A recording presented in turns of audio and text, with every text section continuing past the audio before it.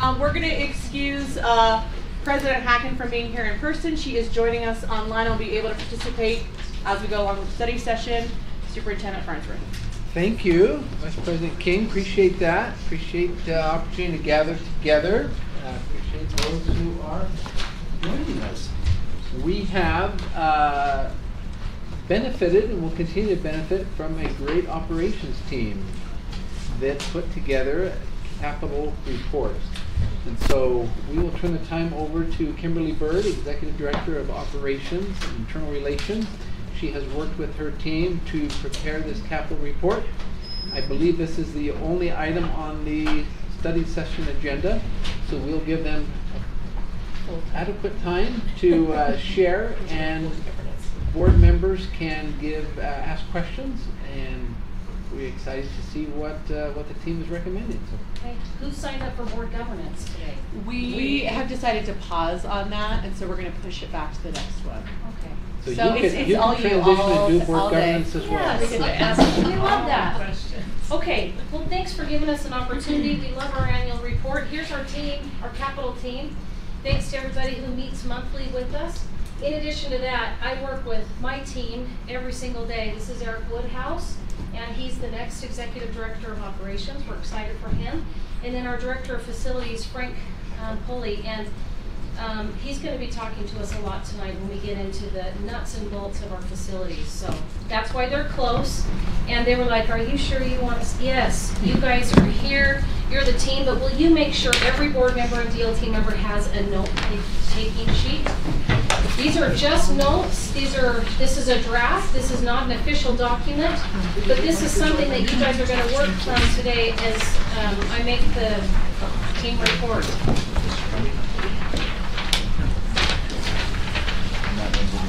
You'll notice 3 of our board members, so grateful for their work and input. You as board members, you always give us a different perspective and pose challenges to us, and we appreciate that. That's the type of relationship we want to have. Okay, so let's take a look at the report. We have some objectives that we want to accomplish today, and then I want to go over the study variables. Here are our objectives.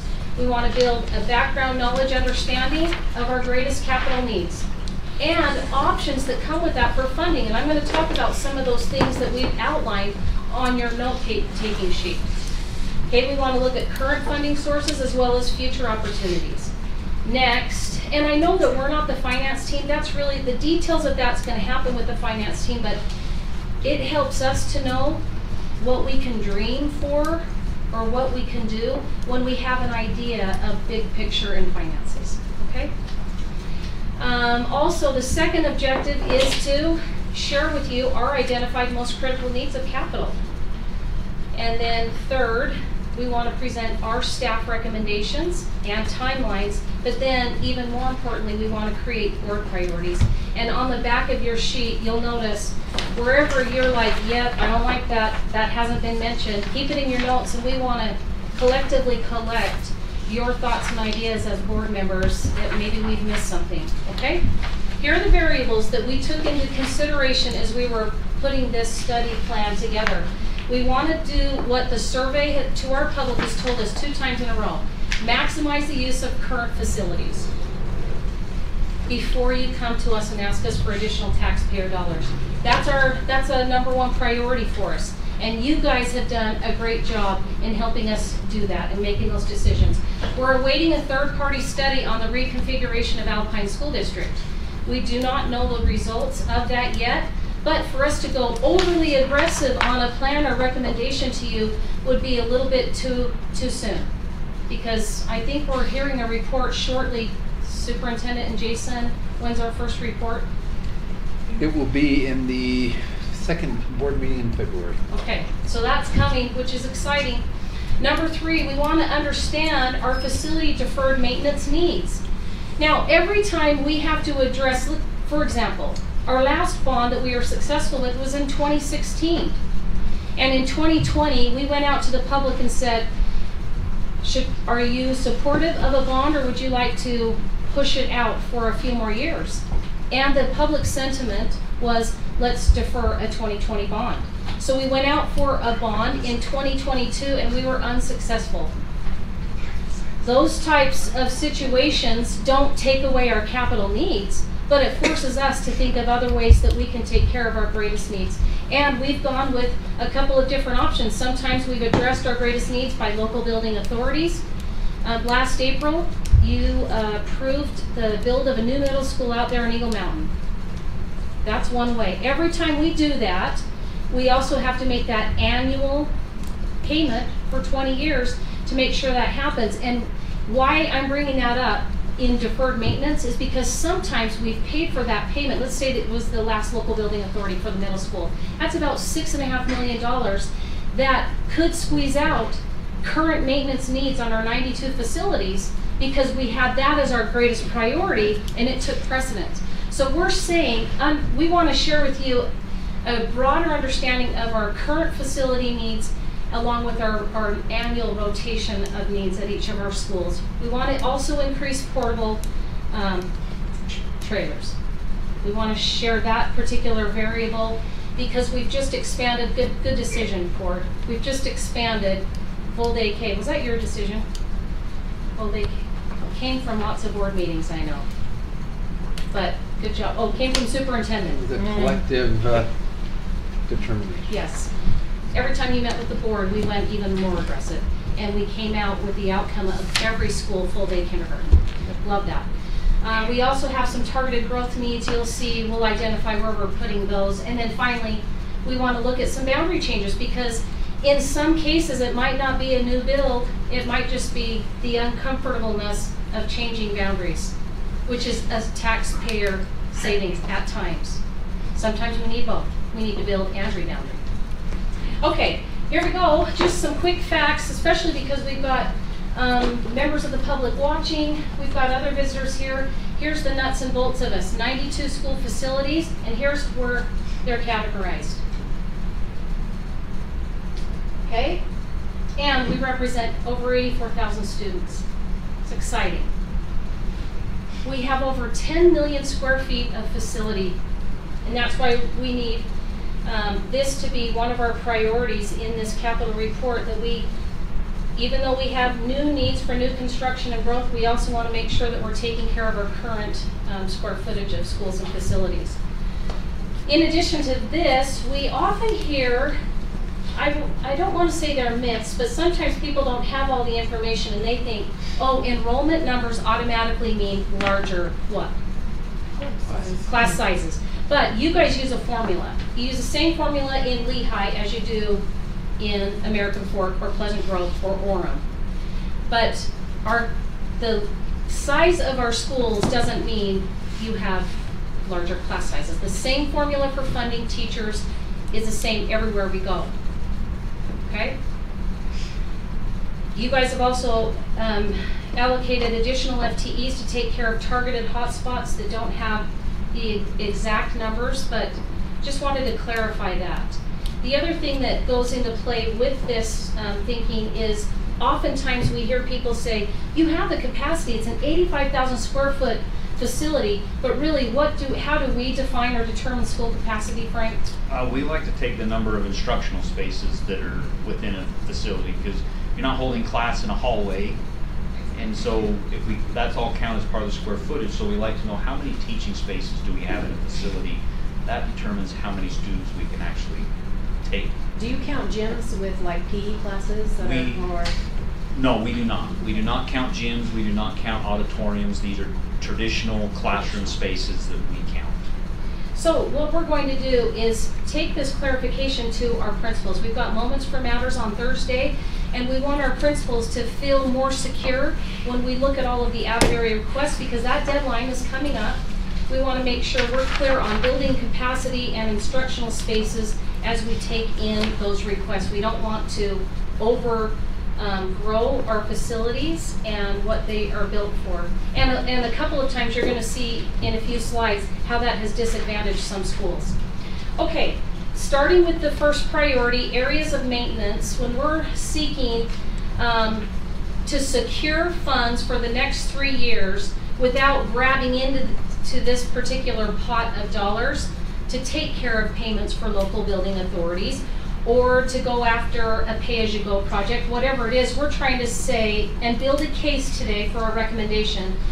For the next 3 years, if we can bump up what typically is $14.5 million that we get annually to take care of our facility needs, is to boost it up to $17 million for the next 3 years, so that we can start tightening up where we've pushed off projects in the past. We're getting there, and we know that we're doing the best that we can with the dollars that we have, but this one's our greatest priority. They're categorized into these areas. We have HVAC, exterior surfaces remodeling, safety and security satellites, roofing, flooring, and then we're going to talk about what's a control account and why do we need it. Okay, so we've got some pictures here, and then I'm going to have Frank help us on a couple. Frank, what do these represent? So these are just some of our major HVAC projects that, things that we're looking to replace when they hit a life expectancy. You can see the picture up on the left. That was a project we did a couple years ago at Manila Elementary School, where we replaced all the air handlers and boilers with packaged rooftop units that provide heating and cooling. That was a $4 million project to do a project like that, because it required a lot of stuff on the roof that needed to be done, as well as a lot of stuff inside the school, like replacing ceilings because we had to tear them out in order to upgrade the HVAC system. One's down on the bottom left, and in the middle is a project we're working on down at Mountain View High School currently, replacing their boilers and chiller system there to provide heating and cooling. So really there's a range of HVAC projects. We've got upwards of 20 plus projects we'd like to kick out in the next 3 years. And if we look at that 17 million, we've said we need about $4.5 million just to take care of some of these major projects. So when you think about 17 and it initially sounds big, we could really go through that 17 million quick by just HVAC projects alone. Okay? We're asking to take our next 3 years and do about $4 to $4.5 million worth of HVAC work on our current facilities. Next, we have flooring. Some people would think we just meant carpet, but we got lots of flooring needs in our schools. What's here? Yeah, so our flooring accounts cover anything from refinishing gym floors or replacing a gym floor if it gets to that point and needs to be new flooring there. Carpeting in all of our classrooms and media center, front offices, as well as all of our corridors. That typically we get somewhere between 15 to 20 years out of our carpet throughout our district, just depending on school and how heavy traffic is. Obviously, you can imagine some of our more populated schools that have a high student enrollment, say like a front office, they get a lot more traffic because parents and stuff. That carpet may only make it about 15 years and have to replace it a little bit sooner because it starts to look really worn and not very inviting as people come in. Yeah, awesome. Exterior surfaces. Let's talk about a couple of things. So some would naturally gravitate to that means your sidewalks or your resurfacing blacktops all throughout the schools, the playgrounds. But we've also got other larger, expensive exterior surfaces. Talk to us about turf field replacement versus turf field brand new. Yeah, so brand new turf field, if we're taking a grass field and turning it into artificial turf, we're somewhere between about 1.2 to 1.3 million to do a field, a football field that'll accommodate both football, lacrosse, soccer, all those sports, and band practice, all kind of included. Is that as we replace the turf. Now, if we go to just replace that, half of that cost is for the infrastructure underneath the turf. So when we go to replace it, typically get about a 10-year life cycle out of our turf fields. We're about $650,000 to replace an artificial turf field on a football field. And we have 1 to 2 high schools that are at 10 years currently, right? Yeah, we have a couple high schools that are coming up on their 10-year mark this summer that we're needing to trade out that turf as it starts to wear, similar to like carpet does. It just starts to wear out and then it doesn't perform at the same level that we would want it to for our athletics and band programs. Aren't there certain, it gets tested every once in a while for the hardness of that and has to meet those concussion expectations, and we have to replace it when it's no longer as soft as it needs to be? Yes, that's correct, Superintendent. So over time, the infill material, the rubber, the sand that goes in there, that starts to get displaced, and the fibers for the turf, they start to wear out, and then it does not meet the minimum standard for softness, I guess, to be able to be okay for athletic events. And sometimes when we're replacing the turf, have we ever replaced the track? Is track part of exterior surfaces? Yeah, so tracks are part of exterior surfacing, as well as you see courts, so tennis courts or any other type of courts we may have out district-wide. And then other athletic fields, baseball fields, soccer fields, those also fall into our exterior surfacing where they may need to be redone. Or I'll use a baseball or a softball field example. Their infield material, starts to get low and it needs to be changed out and replaced and bring new material in. Which that's an example of that baseball field there. Is this Lehigh Junior? No, this is That's Viewpoint Middle School. That's Viewpoint, the beautiful. Like those pretty Yes, pickleball but courts. we also did something at Lehigh Junior, I want to say, for courts as well. Okay, moving on. So you can see already, if you guys are like human calculators, that 17 million is dwindling, right? But this is why it's important to hold this part harmless. Roofing. Talk to us about the scope and the expense of roof projects. Yeah, so typically our roofing, we'll usually get between 20 and 25 years out of it. Most people are kind of used to a tar and gravel type of roof system. We've moved to a membrane roof system, which you can see is all the white. It's just more energy efficient for us, and we get a little bit better longevity out of it. Typical, like a high school roof, if you look at the picture of American Fork High School, we're between $4 to $5 million to replace just that roof on that school. When you think of the sheer size and footprint of a high school building and all of the roofing material that goes into that, you can see kind of the price, why it can be as expensive as it is. But getting the life expectancy out of it, 20 to 25 years, and we've done really well with our roofs, being able to consistently get that longevity out of it. Okay, awesome. Good. And any questions along the way, you guys are going to just call out, right? And say, okay, remodels. So we've got small remodels, upwards of large remodels. Yeah, so I'll kind of go through a couple. The picture up on the right-hand side, that was an older school that had operable walls similar to the one that's maybe kind of behind us here in this conference room. But as you can imagine, classrooms that are sharing that wall, there's a little bit of sound transfer that comes through that. It can be kind of disruptive between the classes. So in some cases, we've gone through and pulled those out and framed and insulated and sheetrocked those walls to provide a better sound barrier. Restroom remodels that come up and locker room remodels at various schools. That's a picture down at one of our junior highs in Orem at Lake Ridge that was just recently redone. And then these other pictures kind of across the bottom is we took an existing retail facility down in 5th East in American Fork and remodeled it into an alternative school. And that's where that's housed. But all of those take dollars to make happen, and we use our capital funding in order to provide those spaces and upgrades at our facilities. Okay, awesome. Portables and satellites. Last year, wrapped into your local building authority to build the new middle school, we added an additional $4 or $5 million to buy the new satellite out at Cedar Valley High School, 16 classroom satellite, right, Frank? Yes. As well as another new portable to our newly opened Desert Sky. We opened up an elementary this year with a portable at the max. So we've got communities that are just bursting, but we like this pivot.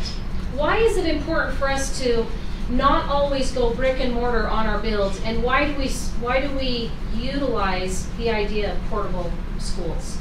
Why? We don't want to overbuild. Okay. Yeah. Are there examples in our district where we're not pay, I'm not going to say we're not paying for it, but are there examples where, oh, I wonder if we would have, as we watch communities mature, have we overbuilt in some areas? We get lots of criticism from a lot of different people, and some will say we've overbuilt in some areas, and that's why we love the balance that is you guys are approving our capital needs, that you're good in some scenarios to go with portable until we see things starting to settle down. Well, and even though the portables and satellites are nice cushions for us, for extra square footage, they are expensive. And I don't think our public understands how much it costs to put one in, to move them. They're pricey. Okay, I'm glad you said that. Will you turn your page over? Because these are things you're going to be thinking through as we start to design board priorities. But you can see we've got listed a typical satellite 14 classrooms, $3.5 million. When we add additional classrooms, we can go a little bit above that. But that infrastructure piece is the most expensive piece to make that happen. And you can see the cost of portables. About $300,000 for a portable, and then it's $300,000 plus to make it wet. Why? Why is there additional expense to a wet 2-classroom trailer versus sewer and water infrastructure? Yes, and some of them might have to have larger digs for the plumbing, Yeah. right? Yeah, sometimes we may have to, run several hundred feet to hit a sewer line to be able to make the trailer wet. Or 2 miles. Or 2 miles, yes. Sometimes 2 2 miles out there at Eagle Mountain on that Smith property. Okay, so this is another thing that we're trying to say, can we wrap this into maintaining, go ahead. Can I just Yeah. share one comment too? When we build our new schools, we plan to be able to locate about 4 2-classroom trailers on those sites. So both our elementary and secondaries, we pre-plan as we're building a school to help save on that infrastructure cost when we do need to maybe pivot and bring an additional classroom space in as we're experiencing a high growth time frame in a school. How old is Cedar Valley High School? It was built in 2019. 2019, this is Cedar Valley High School, what do you see on it?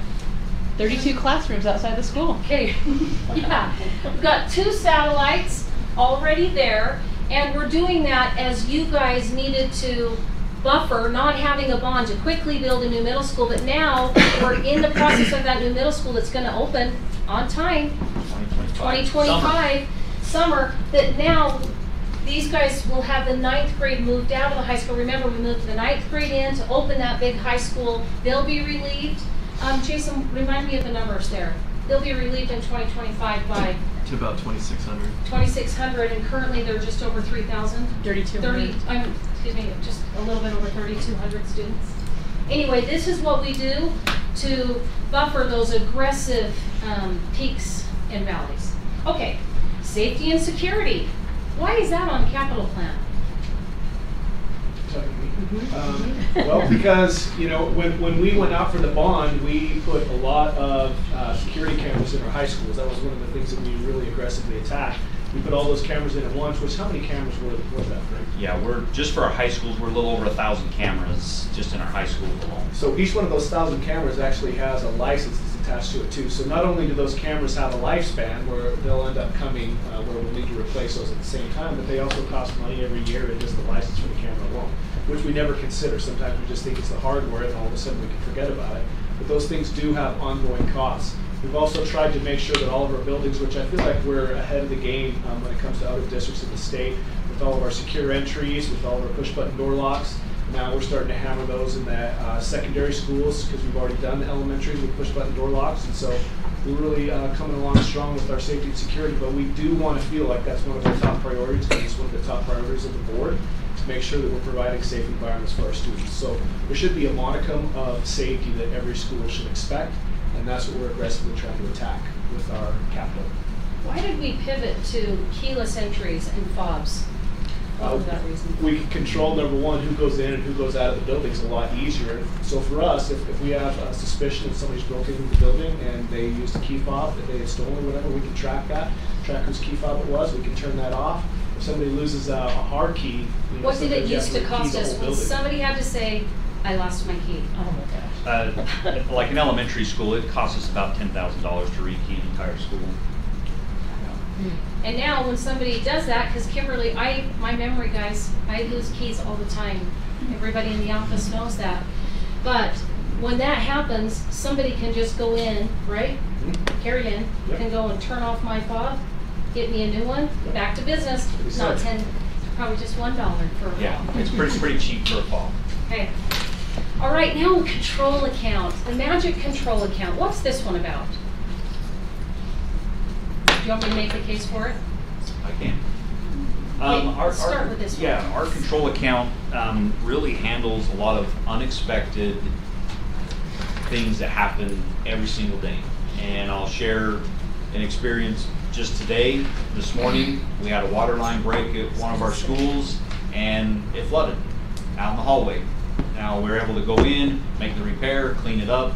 School's able to happen on a regular schedule, but that takes dollars and manpower and stuff to be able to do that. Some of them are really big. That was kind of a relatively small one this morning, but some of them are much larger. You can see the pictures here. Cedar Valley High School, brand new school. Stuff still happens at brand new schools. We had a 2.5-inch water line that separated at a fitting and right by the gym, the sunken gymnasium there, and it flooded down in the gym. Not a fun time. All over about half of the gym floor, and so that gym floor had to be restored because it caused some damage. Some of it had to be replaced, and all of it had to be sanded down and refinished to put it back to its original state. But those take dollars. Now, a lot of our property and that stuff is insured, so we do get some reimbursement back from insurance claim, but not everything is insured. We had to pivot at Mountain View High School to provide some equity between baseball and softball and build some dugouts. That wasn't a planned project for that year, but nonetheless, we had to go down and take care of it, and we were a couple $100,000 to go down and make those improvements at that softball field. This was just this year at Thunder Ridge Elementary School, where a sewer line broke in the middle of one of our classrooms. Can't really see it in this picture, but that is 8 feet deep inside the classroom. And so trying to figure out a way to get down 8 feet without completely destroying an entire classroom, make the repair, and then put the classroom back together. So you can see a vacuum truck is inside sucking out the dirt, and so we can put a guy down in that hole and cut that pipe apart and fix it. But that's our control account goes to cover all of those things. What about kids that like playing with BB guns? Yeah, we really enjoy that when they shoot out a bunch of windows, and it can be from BB guns to rocks. This one is one of our elementary schools that with a BB gun shot out about a dozen windows, and they did it for a couple of days until they were caught. We've had others at junior highs where they've taken a rock and busted out, I think, 35 or 40 windows. And so our control dollars go to put those things back while things are being taken care of from an insurance standpoint, and some things are going to the court system for restitution back to us, but that takes a lot of time, and we've got to be able to respond quickly to be able to get schools back up and going, the whole school. To respond and restore. So really, this is a planned, unplanned category, right? Yep. Okay. Now, A those question. are, yes. Do you have a current account called a control account? Yes. Okay. Yeah, all right. we've had one for quite a while, and it really supports our needs very well. Okay. Yeah. So with those categories, we typically have been around $14 million annually for the year. We're asking to have a secured $17 million so that we can start taking care of the annual maintenance that you just saw, but also deferred projects that we've not done. Like, for example, I'm going to just say, Matt King, if you're watching, Lehigh Junior Auditorium, we have pushed him off and that school community for several years. And we met with school supervisors, with Matt King, Frank, and Eric, and this has risen to the very top. We need to make sure that this one happens. But those are deferred maintenance projects that kept getting pushed off. We want to take care of that and secure, as I'm mentioning, $17 million without it being, let's dip into that to pay a local building. You know what I mean? I think there's other ways that you guys can use your incredible thinking on funding to take care of some big major capital projects like new construction, rebuilds of school, and also property. Because we know we still have those too, but we also have 92 existing facilities and other facilities. Before Christmas, what happened to our special ed department in Linden? Yeah, we had a drinking fountain that split apart and flooded our special education offices On a weekend. on the weekend. It was Oh, awesome. So by On Monday morning. Yeah, Monday morning we had a little bit of water in that building, so that's another cleanup, fix, repair. Yes. Okay. let's take a look. So I wanted to show you an update. Good job on that new middle school. We are so excited. We're on time, on schedule for Yes. this. Here's some of the latest pictures out there in Eagle Mountain of this beautiful school, and it's coming along, 2025. 2025. This is what we consider some of our major capital needs, the building of new schools. We're excited about that, and we did it outside of a bond. Okay, now the next portion is to help you guys see and understand why we haven't done a whole new list of new builds that we need to do. We want you to take a look at each area by city so that we can help build a case of we have a conservative plan, and yet we can still build a plan to aggressively attack some other needs by looking at some of our funding sources. So let's take a look at Eagle Mountain area. The current numbers, October 1, our official count are here, and then I've grown it out 2 years at a time. So by 2027, our projections are saying this is how many students we will grow or decline. Okay, so you see some numbers. What stands out quickly? A desert sky. Desert Sky stands out to us. And when did this open? Today. It feels like this year. It opened this year. It's incredible what's happening out there in Eagle Mountain. Now, wait, there's more. A couple more schools in the Eagle Mountain area. These are just elementaries, as a reminder. Okay? Now, the change is what was really important for us to look at. In 2 years, how many students are we growing? Obviously, 250. So those are the numbers. So we're panicking when we see this, but we're also saying, let's look at the city as a whole. We're growing 251. Is this the time to say we're in an emergency build need, or are we in a reboundary? Now we don't direct that. That's board directed. We're trying to make a case so that you have more information to stand behind whatever our next steps are going to be for those major capital projects. We think this says something. In 4 years, upwards of 500 students, now we're getting closer to having a need to build a new school. But this tells us this year, that's why you're probably not seeing as one of our priorities to build a school in X, because we're saying we want to monitor 3 areas. We don't know yet, but there's 3 areas that are growing, and we're not ready to say it's an emergency build right now. Let's go to Saratoga Springs, and I know some of you are coughing on that because we're ready to see a new building, but let's just keep going through the project. Saratoga Springs, here we are. Harvest is a school that stands out in my mind. Riverview, they can handle 1,002. But is it possible that we could do a little bit of boundary adjustments? In fact, I had board member King in my office earlier. Got some cool thinking going on there that we could look at as some possibilities. But again, in 2 years, how many kids are we growing? 132. And in 4 years, how many? 328. Do we ask for additional dollars to build at 328? I don't know. And that's really this is why we're giving you guys the information, and you help direct us on what is the best decision here. Let's take a look at the Lehigh area. I would say there are 3 cities that gave us the greatest wow when we looked at it as cities. Lehigh's one of them. Okay, which one stands out? Dry Creek. It's finally moving because, Stacy, I would say Dry Creek has been at 1,050 for several years. But now we're seeing movement. Over by the tracks area, Pioneer Crossing, Front Runner, we're seeing tremendous growth there, and we think that's what's picking up here. Okay, let's keep Liberty looking. Hills. Go ahead. Liberty Hills. Liberty Hills is also growing. Okay, next, what's big? North Point. North Point.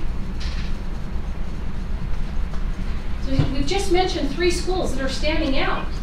But what do you notice here on the Delta? Wow. It's holding. It's declining slightly. So, last spring, we presented a boundary study. We went to formal boundary study, we collected a lot of feedback, and we got to a place where we said, let's hold, right? I think we're in a place where you guys might have additional new, closer information to say, this might be an area that we go back to that plan that we studied and presented, and maybe on that natural boundary study rotation, which is usually in the fall of a year, we look at putting Lehigh in to say, let's take and part of North Point to River Rock to Snow Springs, and then Dry Creek to Meadow. We're looking at that same, we've presented that before. We would like to resurface that, fine tune it, and maybe if you directed us to do that, that's where we're recommending could be a possibility before we see what happens next year with move-ins. We know there's lots of Can you developments. flip back there? Yep. When developments actually bring bodies for our October 1 count, then that's saying now we have evidence of not only 600 units being built, but they brought elementary kids. I think we don't have enough information, kind of like we mentioned in Eagle Mountain and Saratoga, to say which of our 3 areas. We have property in Cold Springs of Lehigh. We have property on Mount Saratoga Springs right there bordering the 2 cities of Saratoga Springs and Eagle Mountain. And we have a couple of property options in Eagle Mountain. We're thinking more in the Aviator area is, you know, a place that we're watching higher trends. Okay. Can I move on? Let's go to this is the other area.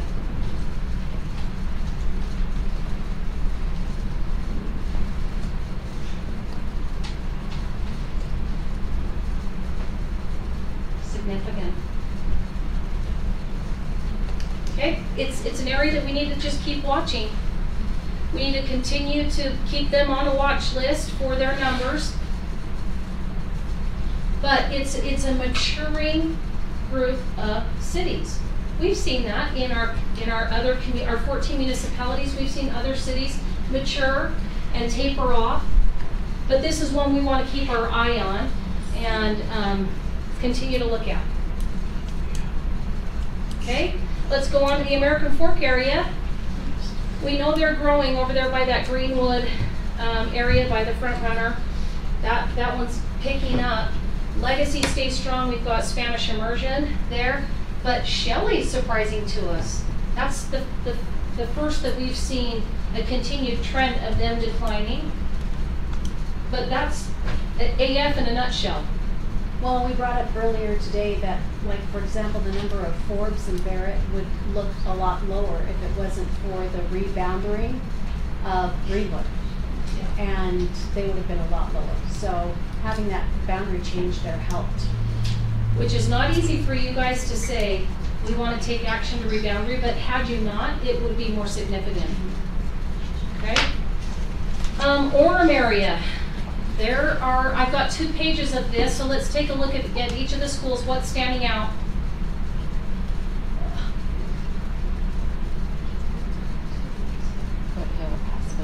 Northridge. Yeah. Our alma mater, right? Northridge Elementary, just a maturing area. But look at Foothill. Can we provide strong academic offerings?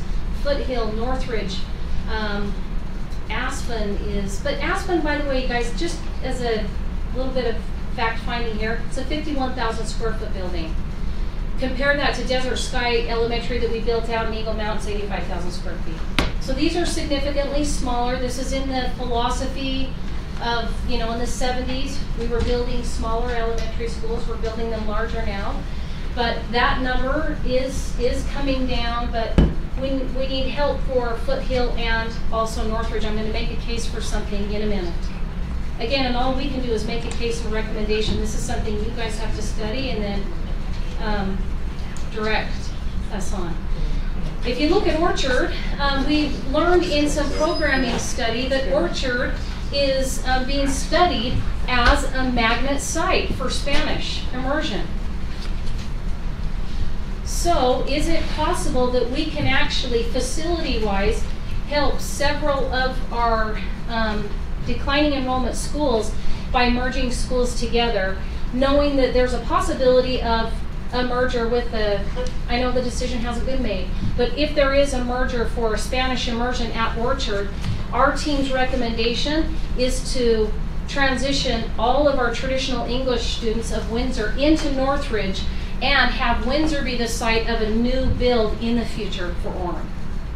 We do believe, as we compared Northridge and that 50 East, it's a very narrow way, versus Windsor Elementary, we would recommend that site be maintained for future build. But again, today we're not making a decision, but we're putting some ideas in there that would say we can really help academic offerings for Northridge by bringing all of our traditional English students into Northridge, because it's the newer facility. You can go to the next page. Oh yeah. Yeah, thanks. It's the newer facility, and our Spanish immersion students, if they go to Orchard, it makes the most sense. But we also have Orchard's traditional English students that could help what school? Foothill. So there's a lot of things that this could really help us to strengthen academic offerings in the Orem area. And those are things that we're thinking about. We're of course waiting for decisions to be made, but that would be from our lens of capital, would be to merge some schools together to strengthen them. Okay? Any questions on that? We've got this starting to steady out, the difference from this is not growing any larger, Yeah, but it's kind of we're still getting stabilizing, steady and stabilizing, but we've got too many schools that are not functioning at an enrollment level that we're comfortable with. Okay? Let's go to the Pleasant Grove and Linden area. Take a look here real quick. You guys did some boundary changes last year. You consolidated Valley View Elementary, and we moved all of the Valley View student body where? To Central, and then a little piece of Central moved to Grovecrest, right? Aren't you glad? Even though it was hard, look what it's doing to our numbers. It's sustaining those schools. At times, there is people don't want to hear something that is, it's so personal to them. It's a school that all of the kids went to, but we've been able to also maximize the use of our facilities. Jason shared earlier in the meeting that those actual enrollment numbers are less than what we anticipated. So we expected to be a little bit more, Yes. what would you say, burdened by the number of students in the facility, but it actually came in a little bit lower and has worked out great. We were projected, I'm glad you brought that up, Shane, I would have forgotten. We were projected at Central to be what? Like 725. 725. So I think Central, Grovecrest, Cascade, and Centennial are all slightly less than, and all had boundary changes, but slightly less than projection. Okay. So do we notch that up to what? They departed the system? I don't know, or some been that were out of area that we were moved going to on. move, they would have been out of area at this one and then went okay. back to their other school. We've got to assume that they're going there, and then when the school boundaries Yeah. change, they may opt to another one. So you have to make an assumption that the out-of-area kids are going to follow, okay?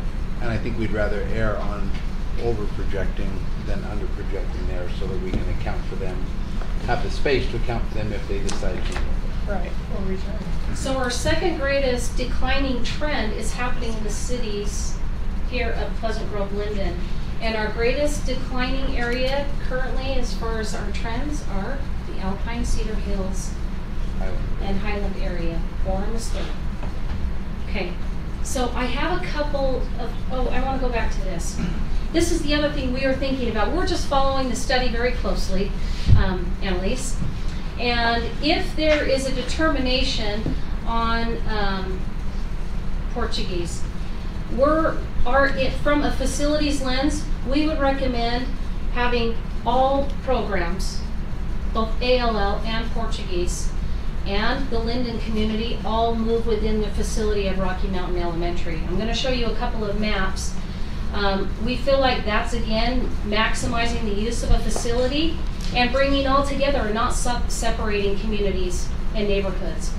We think that Rocky Mountain could hold that, but look at Rocky Mountain's numbers. What do you see with their numbers? A trend of declining, and also Linden that we're talking about merging, a decline. So if we brought both of them together and maintaining a DLI program there and ALL, we think we can make it happen if that's where your decision goes. Wherever that decision is, we think let's bring everybody together from a capital lens. But again, we would need to go through a formal process, but our initial study and recommendation would be to do that. Okay, I want to show you a couple of things just to think about so you get a bigger picture. Aspen Elementary, here's the boundary highlighted in blue, and these indicate number of students that are in boundary. 79 are not indicated in circles in that boundary because they're out of area. But you look at this particular boundary map, this is located in the Orem area, and this is part of Linden. We've got State Street that, the east part of State Street that is that particular boundary. At Linden, they have the weirdest boundary. Let's blame it on the former board members, guys. It was none of you. It was none of you, but here's State Street, and we've got this weird bird arm out here that has students where this neighborhood, you saw the dots here. Oops. See these guys? Right next door to these. This group here. We're not saying do a hard boundary change, but we are saying think about in the future, we could clean up this area on State Street and bring them to Aspen until we're ready to build a future elementary on that Anderson property down here. Okay, just something to think about. We're not saying this one's our highest priority, greatest need, but we are saying this is Rocky Mountain here. Right here is Linden Elementary boundary. Can we clean up this boundary and have it look more, it's not contiguous, what do we call that? Just don't have it be the shape of a bird. Have it be a more natural boundary. But this is interesting to me. Out of our total enrollment, 573, how many are out of area? 218. Do you know where those 218 are living? We do. We have that information not to share today, but we can give it to you, Joylyn. Are they living, just curiosity, in the Linden PG area, or are they traveling further than that? They have ALL. They have ALL. We can get that. If we need to bring that back, I think in fact we've got some information from you on the ALL study where a lot of out of area kids are coming from, I think from the initial study there. But we've got it, it's information we can give you. Take a look at Rocky Mountain. Look at the centralization of students. We have 477, how many are out of area? 355. That's like incredible, and that's why we're saying, can we bring these guys together? Bring these two from our lens of capital, we say bring them together. But that would be a board-directed determination. We think it's a good time to do it while there's possible change in the air. But these two, this is Rocky Mountain, this is Linden, and you can see Rocky Mountain's numbers. 355 were out of area attending that school. It's a newer facility. It's not that we're wanting to just get rid of a facility, but we believe that we will have kids having a better opportunity in a newer facility versus the Linden facility that was built in, not that that matters. 60s, but, okay. All right, let's take a look. Here's Northridge. This is a good boundary. Here is our Windsor boundary. This is why our recommendation is to merge these two boundaries together, bring them all into one. Northridge School is here on 50 East. This is the Northridge boundary. We have 158 coming from out of area, and most of them are coming from Windsor. And there's Okay. not currently a dual language immersion program in Gibson and Tahoe. No. They were one of the first Spanish immersion schools, but they no longer are an immersion school. Now, is crossing that street going to be a problem? There's a stop light with a pedestrian crossing. It's brought up, it's been part of the study, 1660. Yeah. People have brought that up, but Julie is right. There's a light, and there's also some hawk lights. I just think it has a history too, so we Yeah, have to look at that. it does. Yep. You're the principal on that. Okay. Windsor Elementary, there's our boundary, 205 out of area of the 525. A lot of them, special market. Okay, so here's what we're thinking, and I kind of spoke too soon. We looked at a study of saying, what if we combined the Rocky Mountain and Linden Elementary together and maintained their DLI and ALL programs all together? Take a look at their trend. Which makes a case for a merger. And Aspen, at some point, when we clean up that boundary on the east side of, and I'm not saying that one's the greatest, but if we were to clean it up, that would really, it'd help. But not to emergency of a help, we'd probably just push them up above 500. Okay? There's that. And then we're to Vineyard. And Vineyard, if you look at the change here, that doesn't look too drastic, but we're really lopsided. We've got that beautiful new Trailside Elementary out there beyond the tracks. It's one of my favorite, but that was a good one, Frank. But they are experiencing some space issues and concerns. If you were looking at an aggressive recommendation, we would say this one first and probably the most simple, because we've got about 145 kids east of the tracks that we could bring and lasso into Vineyard Elementary, and that would, a simple boundary change could equalize those two out. We're already bringing in how many trailers to Trailside? One this year. Okay, one. But we're going full day kindergarten, and in our meeting, Michelle, where are we landing on this? In our meeting of programming, we're half of the Michelle is a supervisor of our Orem schools. You guys know Michelle. But half of us landed on, let's go aggressive for let's go aggressive for the fall to equalize them, or we move some programming and wait till everybody else looks at a boundary. Yeah, so we talked about, we can move some of the special education units over to Vineyard and for this coming year, and then wait and do the boundaries with the rest of the boundaries. Or we could go ahead and do it 2024, and I think Barry, he's the supervisor for Trailside, so he was going to figure out if that would work. And Michelle's over Vineyard. So we've got two supervisors over a mile apart of schools, and they were both providing input. It was really good. I would say today, it's sixes. Should we go aggressive in boundary change and make that a recommendation to you guys to consider as a board, or do we wait for one more year? So Okay. we don't have a supervisor recommendation on that yet. Well, Barry was going to go down and walk the school at Trailside, so we need his information. I know we can make it work either way at Vineyard, I just don't know. Okay, I think we need more information. Yes. Barry and I are meeting up probably tomorrow to be able to go through that. Okay. It would take some program adjustments that are at the school that we would move that would delay it for a year. Eventually it needs to happen. Whether it happens this year or next year, it's a matter of do you approve programs to buffer us another year, or do you go ahead and do that? The special programs that are into Trailside, those are special education programs, correct? They would be small groups. Small group. Yeah. So those are more vulnerable populations. If we know we're going to still have to move later, is it always wise to move them and then move them when, if we can keep them and do a general boundary that we know we have to do? Good point. Yep. That's being considered. Yep. Those were some of the conversations that were being had yesterday in that meeting. Good job.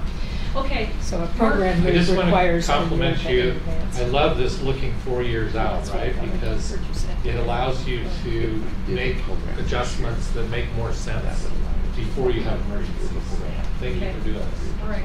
Thanks for I that. see what you're saying. Okay, are you ready to, do we need to stand up or anything? Are you okay? Can we transition into secondary schools? We're looking at this a little bit differently, if that's okay. We're not gonna go by cities now. Now we're going watch list areas for consideration. I wanna show you a couple of things. Let's start with high schools. We talked about this a little bit earlier, but I want to bring it back up. What stands out? Cedar Valley. Cedar Valley High School, and if we did nothing, if you guys would not have pivoted to a way to fund a new build through a local building authority, we would be in dire straits. Okay, what's gonna happen in 2025? What's happening here? The new middle school open. And we're gonna pull out ninth graders. Jason, are you ready for any numbers? How many ninth graders coming out? What will that now make Cedar Valley High School by moving out the ninth graders into that new junior high? So 10-12 high school there will be about 2,600 students. Good size. It's a great size high school. Down to 2,600. So these numbers look second highest. What? That's still the second biggest. Okay, but it's still a better number than in the threes, right? But that will really help us. We only built out the numbers that we have, but we also know that we're opening a new school here that will help relieve that. What other schools stand out? Westlake. Okay. Oh, before West. Okay, yeah. Westlake. We're just looking at growth, sorry. I know that, which is good. But Orem. This is where it becomes more and more difficult to run comprehensive high school programs. It's something that we have to keep an eye on. We were talking today in Capitol about bigger the than fun. that projected for that. We've got some fun projects ahead where the 9-12 study can come back into play, right? Knowing these numbers are continuing to trend in the way that we have been seeing, it might be a need for us to look at a 9-12. How many elementaries are bigger? What? How many elementaries in the 2027 projections are bigger than Orem High School's projection? Is it 3? Okay, I'm not prepared to talk on that right now. Just an observation. Desert Sky is larger. So those are things we got to think about. And guess what? We can infuse ninth grade in to help take care of that. But it's a study that's got to come up in the future. And then Westlake High School, what have we recommended to be done on our priorities? So Yes, we need to order a satellite ASAP because we want to have it here by the time school starts. If it doesn't, we would recommend this. What? We can bring it in any time.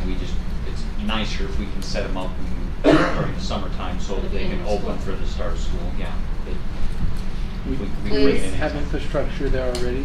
Yeah, we used to have a 14 classroom satellite at Westlake that we pulled out and moved it a couple different places. So we would just bring one back in its place. To Skyridge and then from Skyridge to Frontier, right? It's Yep. moved 2 times. Every time we move a satellite, dollars. It's expensive. It's expensive. Okay, here we go, but let's look at the next page. We've got 2 pages of, is that enough on high schools? So we would just say, this was important for us to note. We're growing about 400 students at the high school level. Just that they're in 2 schools. It's just they're in a couple of schools. Okay? And it's more than 400 in those 2 schools. Next, junior highs, let's take a look. We've got Frontier Middle. What's happening with Frontier? Just so the public knows, I know you guys know. But Frontier's going to be impacted by that new build. Now the 9th grade will come in, but now we'll split 7, 8, 9 between 2 schools, right, Jason? That puts them each at Around 1,300. 1,300. 1,300 at both of those middle school junior highs. Okay? And then this is the one that makes us the most nervous. I love meeting with our supervisors because when I say, well, we've learned an awful lot about Orem Junior, won't we be able to do some similar things with Mountain Ridge? And they're like, oh, Kim. That's exactly how You did kind of say it that way. But they're like, one's a Title I school and they're receiving additional dollars. So able to make those things work. Mountain Ridge does not have that. So we did a study. And we were looking at our numbers because every time we bring up the boundary of AF Junior and Mountain Ridge, there always is a tussle. And boards of education have said, no, these are the boundaries. We recommend you go to your boundary schools, but remember there's state statute that allows for choice. And we really have oversized a junior high that people are not wanting to move away from. So we have 2 recommendations for you guys to consider. I'm saying it. Mountain Ridge Junior High to be the 7th grade center. 7th grade center for all Lone Peak High School feeders and all AF High School feeders. That will put everybody using that facility, and I think we could have 1,300, is that right? 1,300 kids in that facility. Now we're maximizing the use of the facility. Now, you can see how they all feel. This is what we got from the study, is they're like, oh man, a 1 year only, what would that do for transportation? They came up with everything, and even though they're hard challenges, we could do it. I heard a cough back here. Mm-hmm. Blaine. But we want to put two options out there, because how else do we help people go to the boundary school?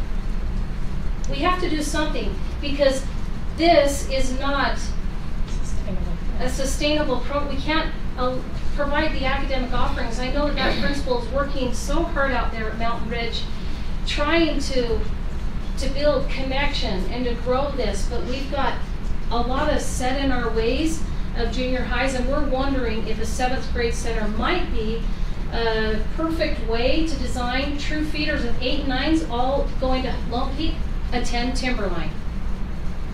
8th and 9th grade students that are supposed to be boundaried into AF, they will attend AF Junior.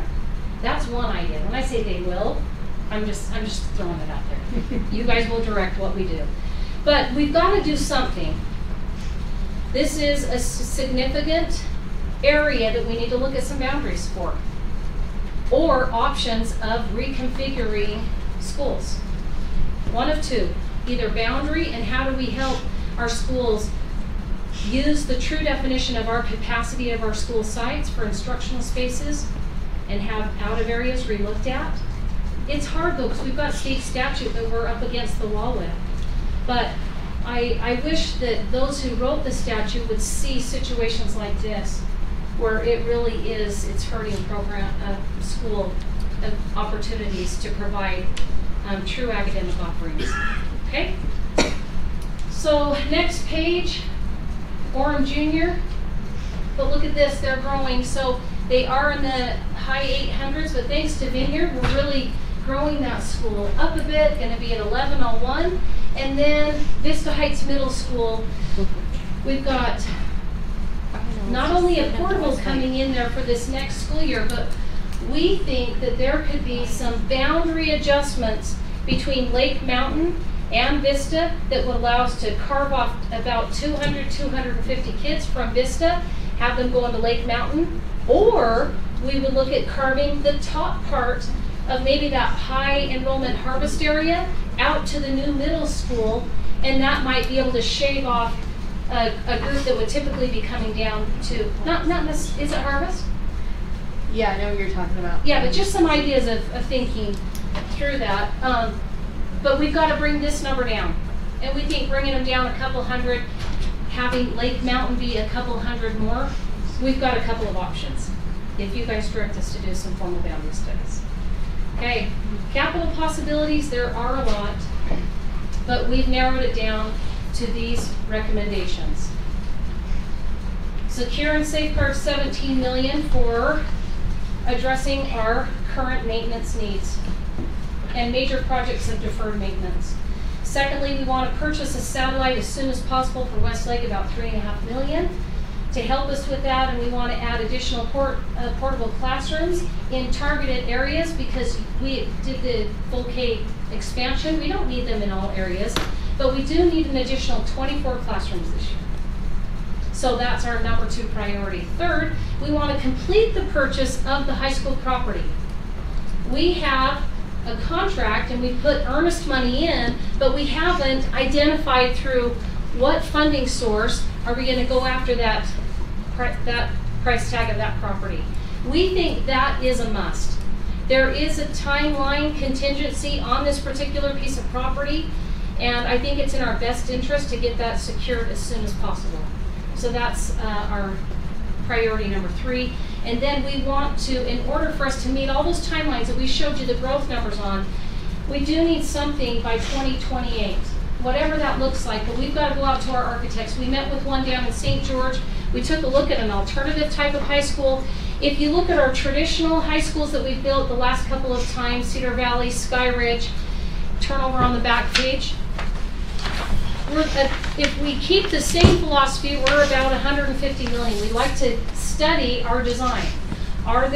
Is there input we can receive from people? We'd also like to add the ATEC West to be part of this build design on this property. And is it a standalone facility or is it a particular wing? We want to look at all of the study, provide the community to give us some input, even our employee contingency to provide input. And if you allow us to go ahead on a design of about $6 million with architect and input, we can come back to you in January with a formalized plan on what our recommendations would be. But we need about 10 months, 9 or 10 months to study this. And working with an architect in those initial designs, in order for us to have something ready to go by 2028, we need about $6 million for that. So in any of this, is there a more aggressive plan for ATEC West? No.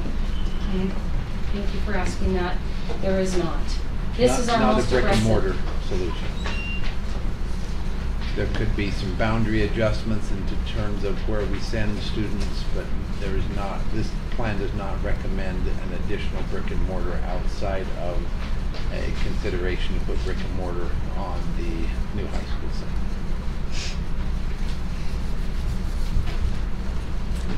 Okay, that's why, remember, we have those board, the back page. We can keep dreaming that out. That was already asked in capital too. So, yeah. But it is exciting to know that we can put a brick and mortar possibility together in this timeline. To go after these types of dollars, when we've mentioned the dollars that we're already needing, and we're in the middle of that third-party study of the district configuration or reconfiguration, whatever that outcome is, we don't want to be overly aggressive that we haven't taken care of a majority of our needs, but also securing some property. That property's got to come first, and that's the largest price tag on that. Besides the deferred maintenance, the property's the largest price tag. So, quick question. If you go back to the Vista numbers, as they continue to skyrise, they're going to need to take the trailer that ATEC is using. So, yeah. We've got a portable coming in. And going into where? Another one coming in. Into Vista? Mm-hmm. Yeah. So that continues to have ATEC split. Yes. So there was no scenario, something that isn't brick and mortar that gets all of ATEC West into one place? No.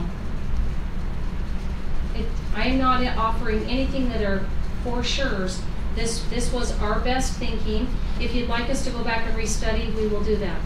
And that's why it's important. I'm going to collect these. You'll see on a couple of slides down. We're going to collect these from you so that we can make sure we're talking about it. We appreciate you bringing it up.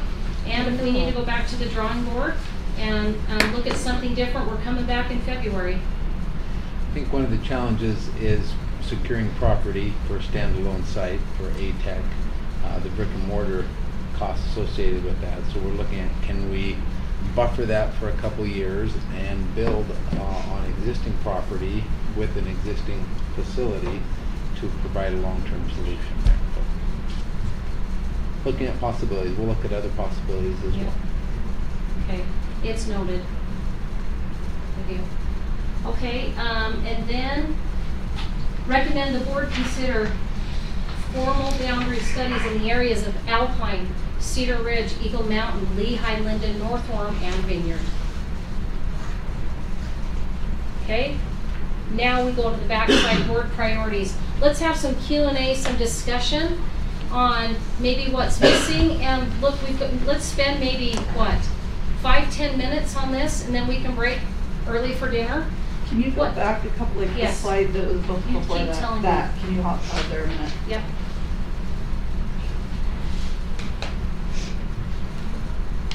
Can I think out of the box for a sec? You bet.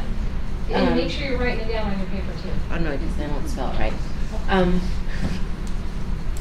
Julie, what's the name of the center that's gone in across from the new primary children's facility? Oh, the autism center? The Curtis Center. Curtis Center. Is there a possibility, just really, that we can secure some property next to that and bring in some trailers and then facilitate some shared use, like by renting some space from the Curtis Center during the day for gym or cafeteria? I haven't been in that facility, I've just driven by it, but potentially getting ATEC West a temporary permanent location. Does that make sense? I wish we had one of those buttons that was like Rob Smith voice buttons. You can have anything you want, we can have everything. Yeah. Or you can have everything. Of course there's a possibility. Whatever, I'm messing that And up. if that's You can have something everything you that want, there's put it a, on. I don't know, just like outside looking like if we're gonna have to do a portable and we've got them in 2 portables, I don't know, a facility that's not used during the day, maybe having some shared. I think we're also looking at Ownership. where do we have facility space that we could bring them in that is brick and mortar that would not cause significant transportation time. So trying to find. and what's the best. transitioning to another place until we open up in 2020, if that's the direction we go. Is that, the transition piece was talked I know, about? It's not perfect. The other thing that is an important part of the ATEC program is being somewhat in close proximity to businesses because they push out into the community for job opportunities and stuff. So, just taking them anywhere sometimes is doesn't work very well for them.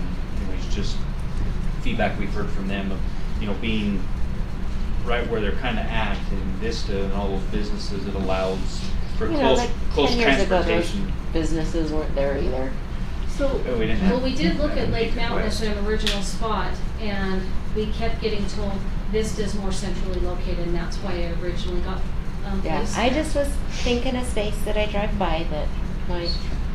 We can go back, Superintendent, we can go back Yeah, to I think the there's- think tank on yeah, this, we'll consider. okay? I think we all care about those ATEC students, but they don't like to move a lot.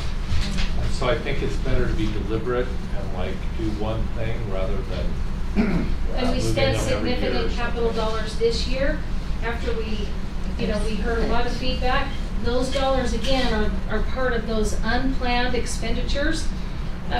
Frank, I'm gonna ask you something you're gonna be probably bugged at, so we didn't plan on, but what were our expenditures on those, facilities there at Vista Heights as we reimaged those? To convert into ATEC. Uh-huh. I want to say we were about 150,000, 200,000 we spent to remodel that space to accommodate But we're ATEC still West. split. Remember, they're still split in Right. 2 places. But they weren't originally. They chose to split back apart because they felt like it was. That's how. In fact, that's actually how it is. If I remember correctly, the model in American Fork is split. That same is at Dan Peterson and then ATEC. So the out west model is now modeled a similar way as No, ATEC But itself is Horizon split. Horizon is one thing, but ATEC West, their program, the actual Big older kids are split in half. Half of them are at Yes. Horizon and half are in the satellite. Yep, they are. did you have any conversations about when you first did this about putting ATEC West in the actual building and moving gen ed kids to portables? Like, We did do a walkthrough with Tim Thompson, I would say, before the school year started or in August, because that was something we talked about a great deal. We'll continue to look at it. I We did, know and that we did a physical walkthrough of it. We did think about it. I know that I brought this up before, but I would love to see options where we push up the Mount Saratoga build. I know we don't have new builds specifically on this one. And potentially build that school a little bit bigger, because I know that as we've run the numbers for everything west of Mountain View Corridor and then north of Pony, so that kids would not be crossing those main intersections. But if there's a possibility of us shifting some of the kids from Thunder Ridge, so they don't cross Mountain View Corridor, to Mount Saratoga, which I think would eliminate a safety issue, and then using part of Thunder Ridge to house ATEC West, I think that solves. I totally get and respect the idea. It's just really hard that I'm also looking at the timeline. If the high school opens in 2028, which is we're saying the earliest it can be done, that means we have to start construction in 2025, which means we have to secure the funding this year. Yep. to build the high school. Like, I mean, even if, I mean, like, to start the construction of the high school, which is, like, I have a lot of nervousness about how we're gonna make all of that work. And that's why, I mean, have you guys talked about, I mean, I love that you guys are thinking ahead and you're looking at numbers. And also looking back and not necessarily wanting to do exactly what Orem did. Because there was a time that, you know, Orem built a lot of schools around the same time. And that whole area, you know, I guess north of 8th North, you know, really started to fill in. But through boundaries, rebounding, new reconfigurations, 9 through 12, but have we even played or toyed with the idea, and I'm only saying this because when I look at this, that it's $150 million just to build a high school, and that's gone up in the last, what, I mean, that's. It was $80 million to build Cedar Valley. Yeah. High schools have Yeah, doubled. it's just, it's doubled. Are we talking about maybe ideas of piloting like a school with double sessions, like a high school? I mean, something like that where, I mean, I know that freaks everybody out, but I would rather pilot something like that than spend $150 million. I mean, trying new things, looking at things a little bit differently.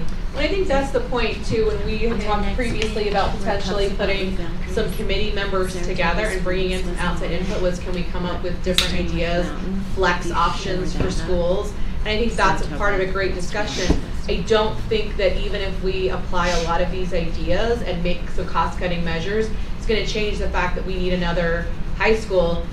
And I mean, and I get the whole idea we don't want to overbuild, but I will say that the projections are for the next 40 years, not 10 years, not 20 years, for the next 40 years, Eagle Mountain and Saratoga Springs are going to continue to grow significantly. They will be bigger than, I think, is it, what, we're number 1, number 2, and then Provo becomes number 3? Like, we will become the largest 2 cities in the county, and I don't think we can, I think we can look at other options, but I don't think not building a high school is an option. Yep. And I would say, Superintendent on multiple occasions said, okay, Kimberly, I'm hearing that you want to come out with a conservative plan, but I need you to look also aggressive. We can go aggressive, but I would say you guys have a third-party result awaiting the configuration. And then you've got to determine whether you're putting something on the ballot in May. So for us to go too aggressive and expend dollars where we've got to come up with a plan to even do some of the basic things we're talking about on our priority, we've got to find a way to do that.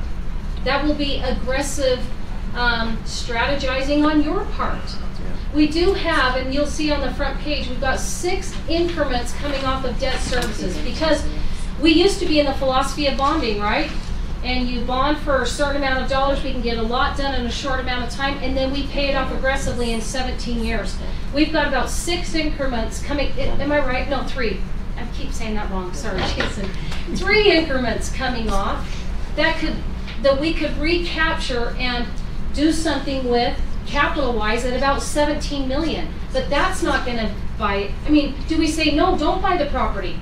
Let's build something for ATech West. We have there are lots of needs. We felt like we could take care of ATech West through a design build of a high school, and that's their age appropriate peers as best we can. We thought that we really did struggle through this, and this was our best effort, but we can go back and continue to study it. But we have to look at our current funding sources, and to do some of these things that you're saying, I want to go aggressive on a Mount Saratoga, a $35 million elementary. Okay, which of our priorities are we not going to do? Unless you guys start saying we got to go after more aggressively tax increments. This model was built off of existing funding.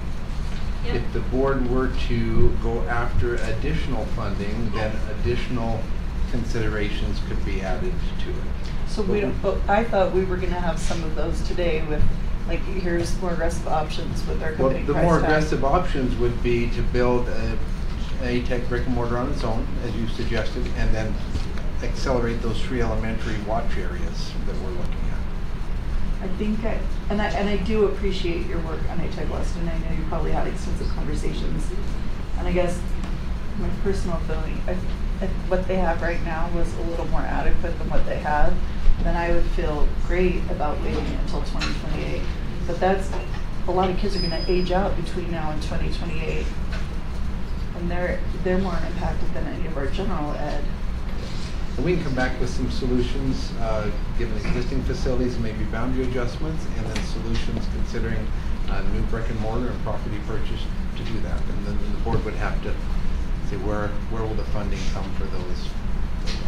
Kind of my gut says if we look at that with the new high school, we need it to be a standalone facility. Otherwise, I'm worried they're going to be in the same situation they're in now, whereas that new high school explodes with the populations in the area, that they get pushed out again.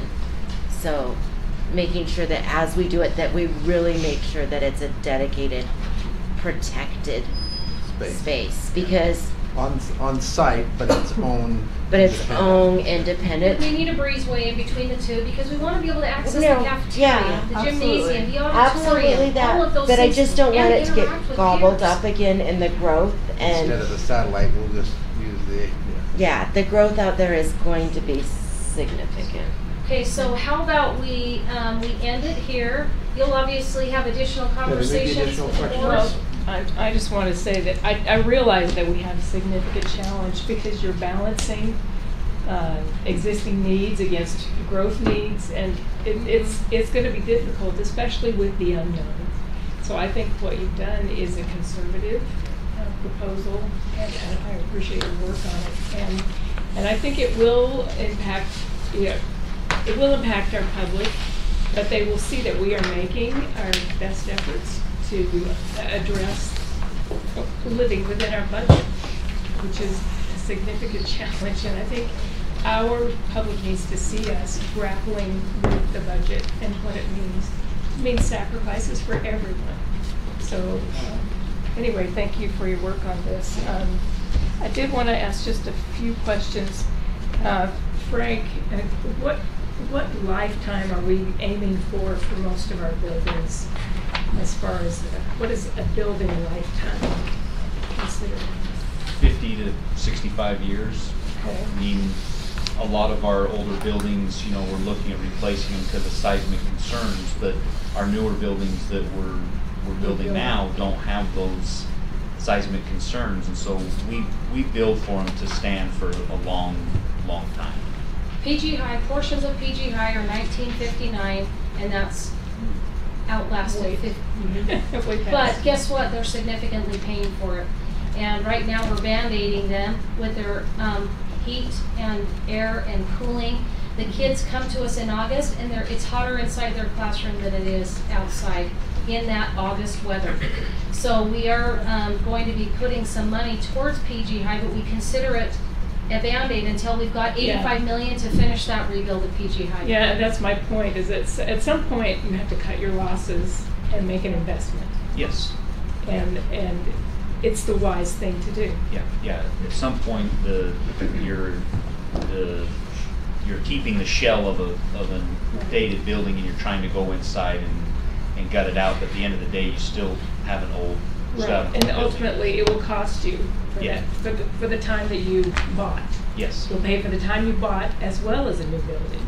So an investment in the older side, let's say, is still a wise investment. So anyway, I appreciate the emphasis that you placed on maintenance, and that's it's just a wise decision. So, thank you. Okay. Can you look at those top 5 priorities, the 6 priorities? Are there any of them, I know we're going to rethink and come up with some new ideas for you to think through. Are there any of those 6 priorities you say are not a priority? Just critical needs. Those are our top 6 priorities. With our current funding plan, the superintendent mentioned, and then you guys will go after those additional dollars. Would we take anything off? We know we're going to take a look again at an additional look at ATEC West. What else? In number 6, you don't list Saratoga Springs as a boundary, but you had mentioned studying Vista and Lake Mountain's boundaries. Oh yeah, gotta put those in. I gotta put Saratoga. Adam's back. You? I was like, sweet, I'm not going to have to Nope, stick us in. Yeah, we gotta look at that. Thanks, good catch, Joylyn. Anything else, Mark? You had your hand raised. Well, my question was, I mean, going back to these concerns about the funding for this high school in 2028. So, I mean, there's a few options, right? Yeah. One would be to try to go in 2025 after the reconfiguration study was done in 24. Is that soon enough to get funding for the high school? You wouldn't open until 29. Takes 3 years, so. If we could put got lots of things satellites started there. with some increment funding, right? If we were able to get designs. So I had the designs, it was shovel ready by Yeah, January of 26. we would not open until 29. So from the time So we. I just want to get that timeline, so, Yeah. I mean, really, if we're saying. Is there a way to speed that up with doing a? I'm sorry, my brain's. Double general contractor like we did on Springside? That cost us Are you an thinking like additional $2 million. Do an LBA, LBA for the first chunk of funding and then go out to a GO for the second chunk of funding so that we can actually start in 2025. Careful, I'm Well, that defer to makes me Jason on nervous. that. You don't want to Jason's mind gonna- Yeah, you're Yeah. committing to Because then what something that happens you if don't the have. GO doesn't pass? You don't have general obligations. Then you have to do a But whole you- bunch of But you could LBAs. say, we're going to do, Ongoing funding Can't be committees. you know, we're going to pay cash, you know what I mean? Just do a bunch of increments. Yeah. You could look at a bunch of increments. Okay, we have a lot to think about, and we're not done, right? We'll take this back, we'll talk about it in DLT tomorrow, we'll take it back to Capitol. Hey, Okay, and Eric and Frank are gonna come around and collect, and Shane, what are you gonna end with? Thank you to you and your team. There's a lot of information. What I'm hearing from the board is additional consideration for ATEC and how we might facilitate that or expedite that. Address those concerns. The additional Saratoga boundary consideration for the middle schools there. Okay, And then a more aggressive approach would be a funding plan for the high school and how to move the 3 watch areas of elementaries into a more accelerated growth. Did that, and does that capture yes, what you generally and heard? I didn't see anybody say take off any of those 6 priorities, those are still in place? I guess I'd love to know a little more on that first or second one. The first one, Yes, the 17 million. so is that just fluid on what rises to the top? No, we have a list of the HVAC projects. We know what auditoriums. We do that. We can share those details with you. We'll do it in the superintendent. Prioritization of that 17 Yeah, million? we have that prioritized. We should. Uh-huh. Okay. Yeah, so we're adjourned until 6. Thanks, everybody. Was Sarah listening? Yes, she was on. Did she try to make a comment at all? They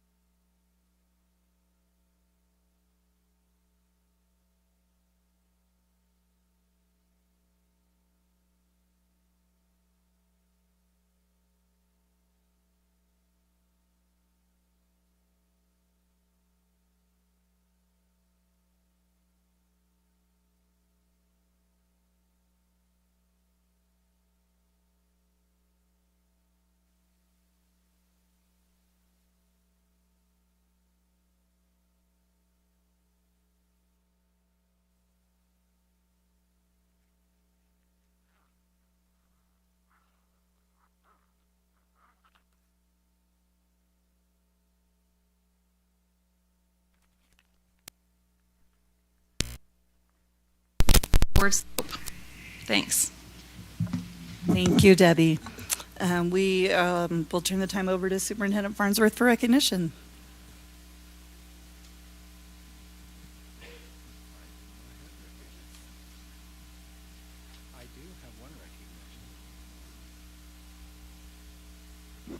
So the recognition that I would like to make is to recognize our Board of Education.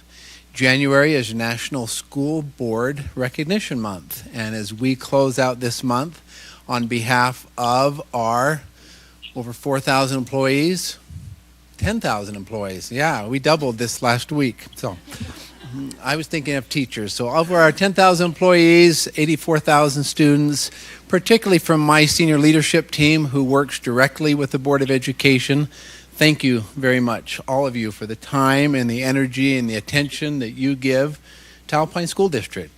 We are here as employees, you are here as public servants, and we appreciate your sacrifice, your time. It's not an easy job, not an easy task. There are difficult decisions that you need to make, and each of you takes the time to study the issues, to understand the complexity of the challenges that we face, and I know all of your hearts are committed to doing what is best for our students, their families, our employees. So on behalf of staff of Alpine School District, thank you for being a wonderful Board of Education. Thank you for serving the students, the families, the teachers, employees of Alpine School District.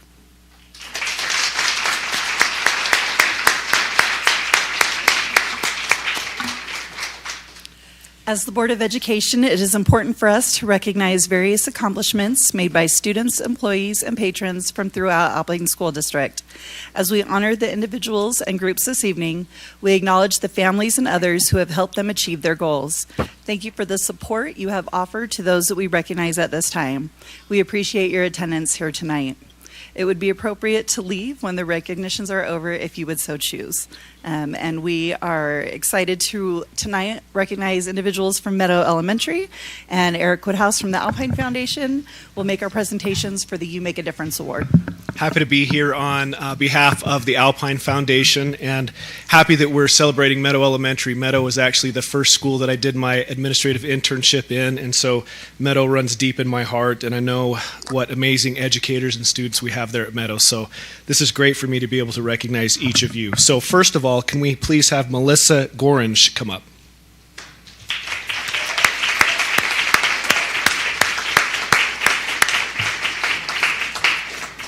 Melissa is one of our support professionals. This is what they say about Melissa. Melissa is such a reliable and positive person in our school. She is always willing to help fill in whenever we need her to. She is great at seeing a need and filling it without being asked. She is always finding ways to connect with students and help them feel safe and welcome in our school every day.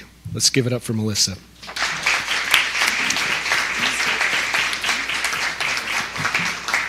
Can we now have Megan Fieldstead come up?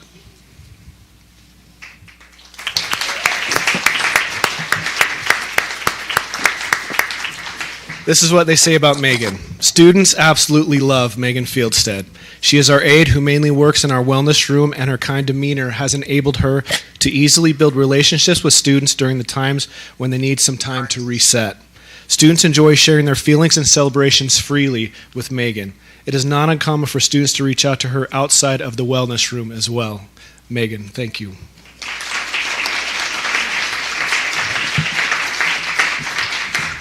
Next, we will be honoring our teachers, so can we have Nathan Whipple come up?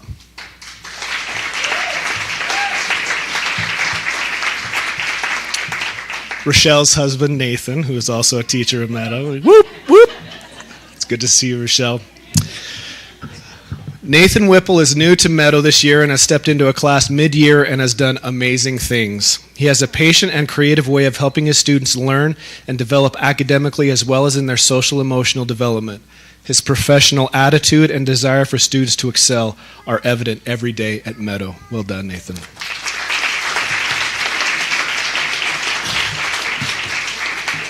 This next teacher I know well too, Sarah Martins, please come up.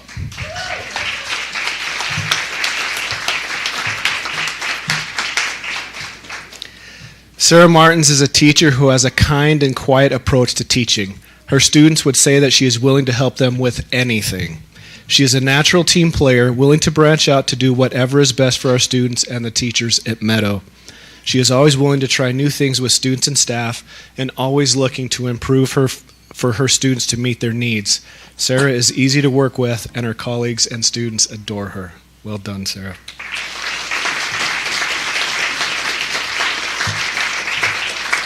And last but not least, our wonderful volunteers. So can we have Brianne Noyes come up?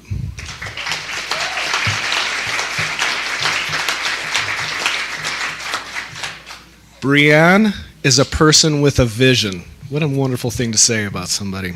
And they are always above and beyond and well thought out. She can organize, delegate, and manage big projects, which everyone at Meadow Elementary loves to participate in.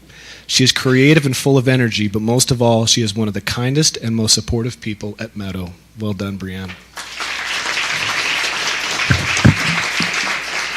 Paige Sullivan. Will Paige come up, please?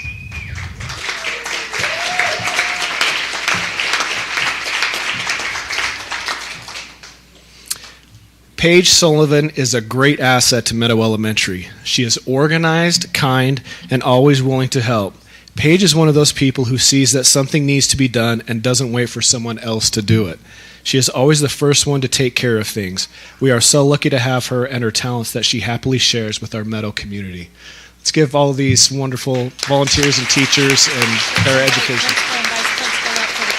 Can we have Jefferson Clark and Andrea Park come up as administrators there at Meadow to take the picture? And Elizabeth Wilson, if she'd come up as well. That'd be great.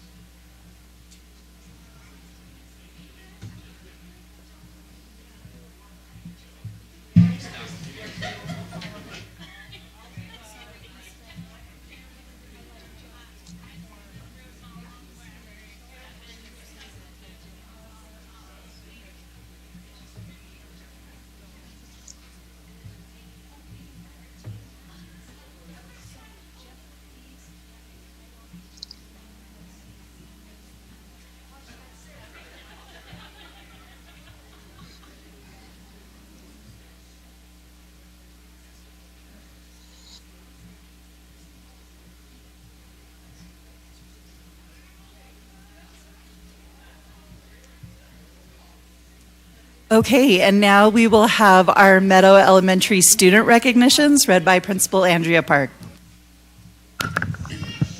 This is the fun part for me. We're going to start out in kindergarten, and we are recognizing Scotty Bell.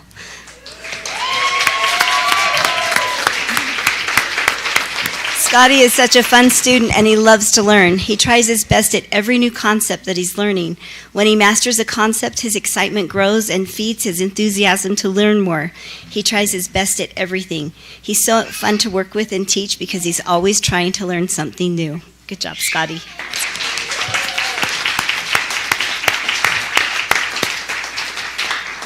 Our first grader is Lucy Jones. Come on.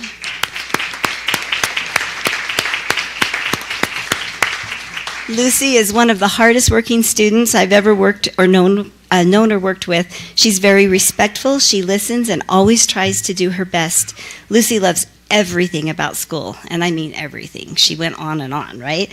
But especially math, and she loves recess. Good job, Lucy.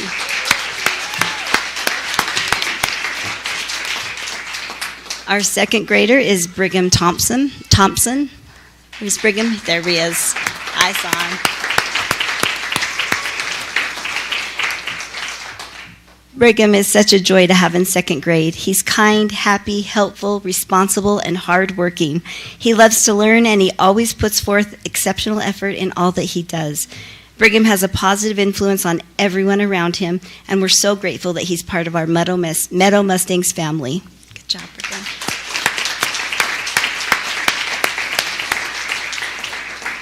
Our third grader's Kit Meredith.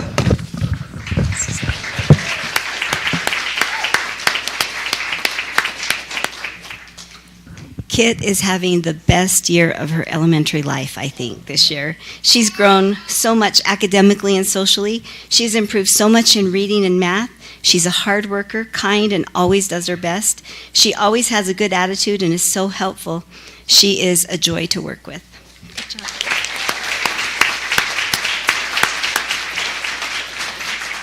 Our fourth grader is Landon Leonetti. Landon has fantastic number sense. He's our math guy. He can pull apart numbers large or small with ease. When solving word problems, he can see which operation he needs and understands the meanings behind the numbers.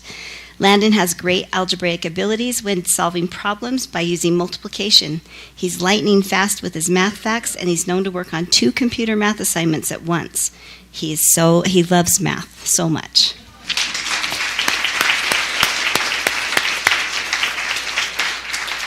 Our fifth grader is Zach Bentonson. Zach here? There he is. Zach is an excellent and hardworking student. He is a kind and good example to everyone around him. He's always doing what he's supposed to be doing and is always willing to help others patiently and kindly. He is respectful and the easiest student to have in class.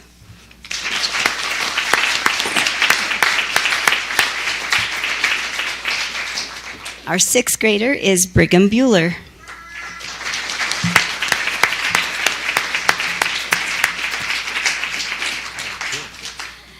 Brigham is a quiet force for good. His integrity shines with his ability to positively affect those around him. Bridger is always genuine in his interactions with all students and teachers. He's a natural-born leader. He's always on the watch to help others, and he excels academically with his careful attention to detail. Bridger is amazing.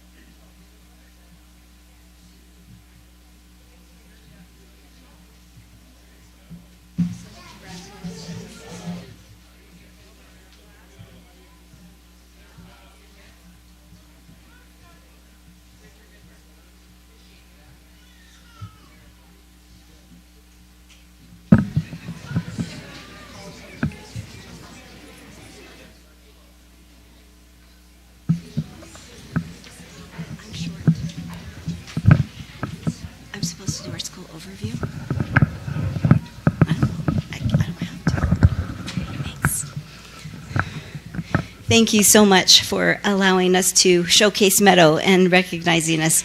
This last weekend, I was able to participate, or not participate, I'm not a dancer, but I was able to go to a ballroom competition.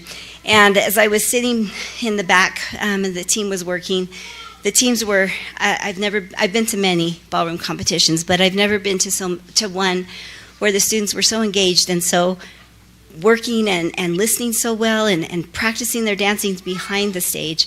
And then when we were sitting in the outside, getting ready to walk onto the dance floor before they announced us, I looked up into the stands.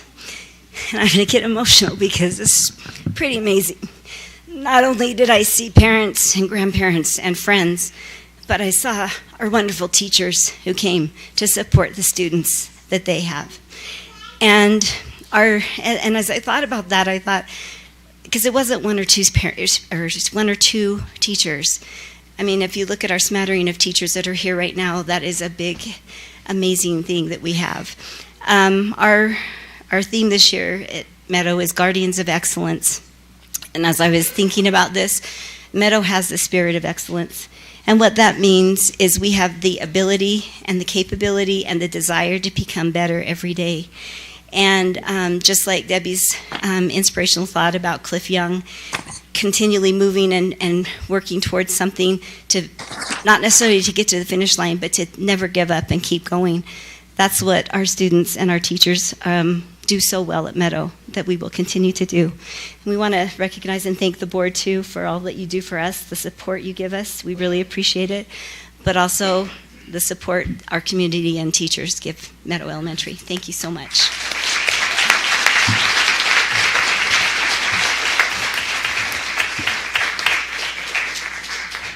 So I neglected to invite our supporters to stand. So if you are here supporting a student or awesome faculty, will you stand that we can recognize you, please?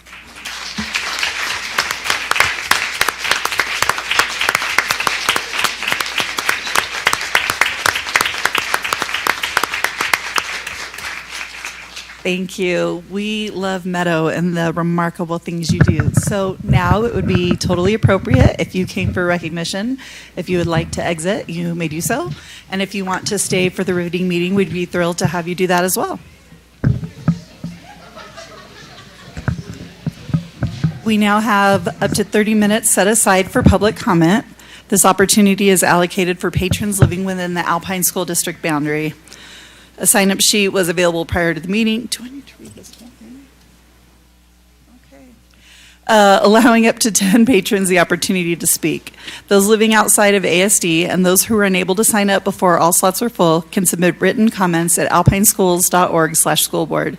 Scanning the QR code in the lobby will also direct you to the forum. As you are called up, please introduce yourself by stating your name. You will be given up to 3 minutes to speak. While the board does not engage in a discussion during the public comment period, they may arrange for a staff member to communicate with you later.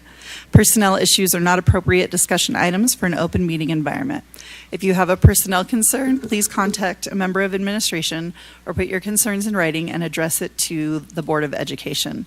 So first up, we'll have Tanya Finken and then Heather Lambert.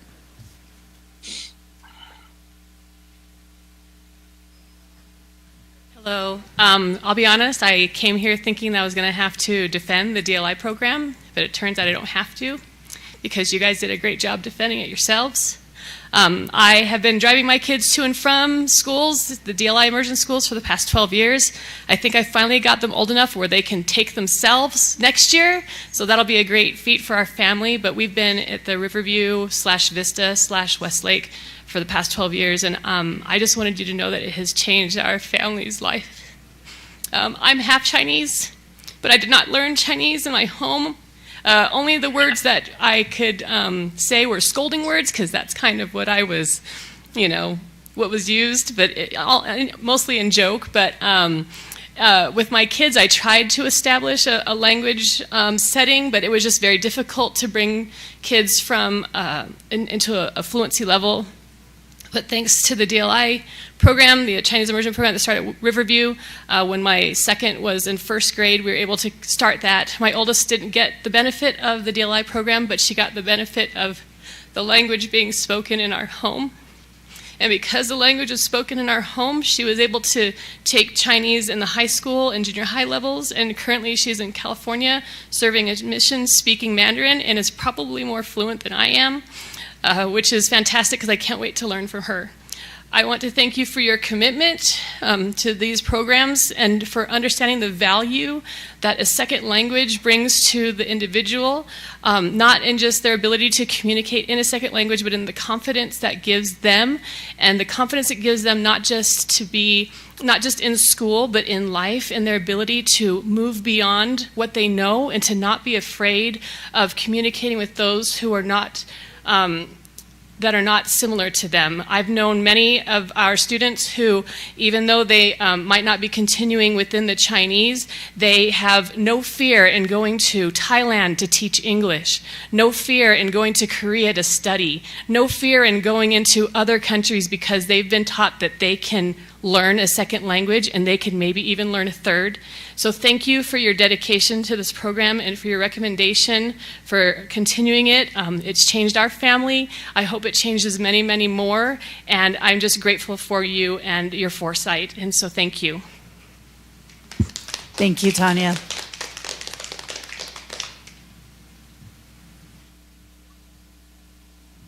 Hello, my name is Heather Lambert, and I live in Saratoga Springs out in the West. I just wanted to come here tonight and express my feelings of gratitude for each and every one of you. I have had the wonderful opportunity to work with some of you very closely, and I have learned from you, and I am lucky to call you my friends. I am lucky enough to have been able to work with some of the rest of you, to attend your meetings, to learn from you as well, to see how much you guys each care about all of our students here in the Alpine School District, and not just the students, but your teachers, the faculty, your admin, and most of all, the families of the students as well. Thank you for supporting us. Thank you for getting the tools that all of our students need to succeed and have bright futures. I know that you guys are faced with several decisions that are not easy at all, and I had it put one way to me recently in a meeting that when you're in a position such as yourselves and you are faced with a decision, there are faces on both sides of that decision, and no matter which decision you land on, it is most likely going to hurt somebody.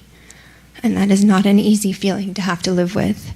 And I am so grateful that each and every one of you are willing to step up and make those decisions, and they are hard. And you guys do the best that you can. Do I agree with every decision that is made? No. Sometimes they bring hardship to me too, but this is not about me or I. This is about us as a community, and you guys always put us first. Thank you. Thank you, Heather.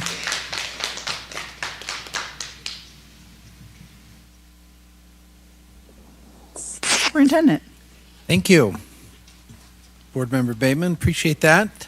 You have received your routine business, and I recommend that you accept the routine business.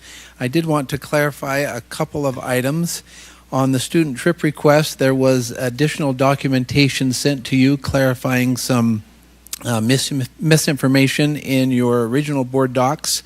So hopefully you've had a chance to see that. There were some adjustments in terms of where the student trip requests are headed and who is involved in that. Also, the student expulsion, there were some questions about, this is actually a student to readmission from expulsion. The student has met the requirements for readmission. There was a question by some board members of when that student was expelled by the Board of Education. That was done in a closed session on the 26th of September. The board agreed to that recommendation, and now we are recommending that student be reinstated and be allowed to return to school. The student has met the expectations and requirements set out to return to school. So I recommend your approval of the routine business. I will entertain a motion. I move that we approve routine business. I'll second it. Motion by Mark, second by Julie. Any discussion? Okay. All in favor? Aye. Aye. Thank you, Board Member Hacken. We will move to the action items. The first action item is Resolution 2024-001. It's the approval of an agreement between Saratoga Springs 1 LLC and Alpine School District to construct a roadway, and we recommend your approval of that, support of that action item. Okay, do I have a motion? I move that we approve Resolution 2024-001 to approve an agreement between Saratoga Springs 1 LLC and Alpine School District to construct a roadway. I second. Okay, a motion from Board Member King and a second from Board Member Lincoln. Resolution 2024-001 approving the agreement between Saratoga Springs LLC and ASD to construct a roadway. Is there any discussion? Okay. All in favor? Aye. Aye. Aye. Next, we have a series of policies. I would invite our legal counsel, Executive Director of Legal Services, Craig Brinkerhoff, to come forward. Be prepared to answer any questions that the board may have. The first recommendation is the retirement of policy number 4723, intra-district reassignments of principals. Appreciate Council Brinkerhoff and the members of the board that serve on the policy committee. They give due diligence to looking at policies that can be cleaned up and retired. So we recommend the retirement of this policy. I'll just give a quick blurb as to why these few policies are being retired. We looked at these in conjunction with our Human Resources Department and also with our Administrative Association leaders, and talked about whether or not these policies were needed and where they would be most appropriately housed. And so we worked with Human Resources to move these policies that we're retiring tonight to the Human Resources Manual for their reference, but not to be, upon your approval, not to be kept in board policy. So that was kind of our thought process behind retiring these. And you'll notice that we've had kind of a pattern of retiring policies. So it's been one of our goals this year to retire all of the policies that are deemed retirable and then start to move on to those that we need to renew and those that we need to create. So that's kind of why you're seeing a lot of retirements lately. But we would recommend that this one be retired. It's very similar to the next one we're going to look at. And as I mentioned, these have been moved to our Human Resources Manual for reference.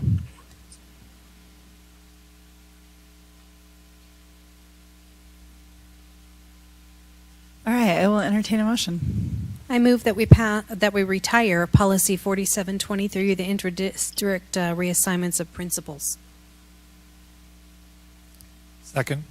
Okay, we have a motion by Board Member Beeson and a second by Board Member Clement. Is there any discussion? Craig, can I ask a question? When you talked about how these are being moved to HR, that totally makes sense to me. Are they being moved in the current form they are in, or are there because some of these seem, I understand we're retiring them, some seem a little out of date, and I'm just wondering if they're being moved just across, or if there are other alterations being made. So that's a good question to which I don't actually know the specific answer, but it's my assumption that they did not just take the policy and put it in there, but they took the information and summarized it, is my understanding. So does that mean that, I guess the policy stays the same, it's just in the HR manual? The only reason I'm asking is because there's like a statement in the policy I don't agree with, and so I'm just curious. Okay. Well, and I mean, that is something that we could discuss. It's been a couple meetings since I've been difficult, so you just like it was coming that. around. If you'd like to make us aware of what those things are, I will communicate that to staff. Okay, Perfect. We can work Thank with you. And Craig, I don't know if this is what I remember hearing, but if it's a statement of policy, Julie, I think that those will be removed because they will no longer be in the board policy, correct? It will just be the policy itself, so not the statement well, of policy. for example, what essentially this one and the next one refer to is that it says that the superintendent will meet with staff and distribute or move principals as needed, things of that nature. And so the point of it is that we are, again, like we've done with other policies, we're moving them to superintendent responsibility rather than board responsibility. And then under his delegation, they go through HR or the other departments that would have them in their manuals and help with these things.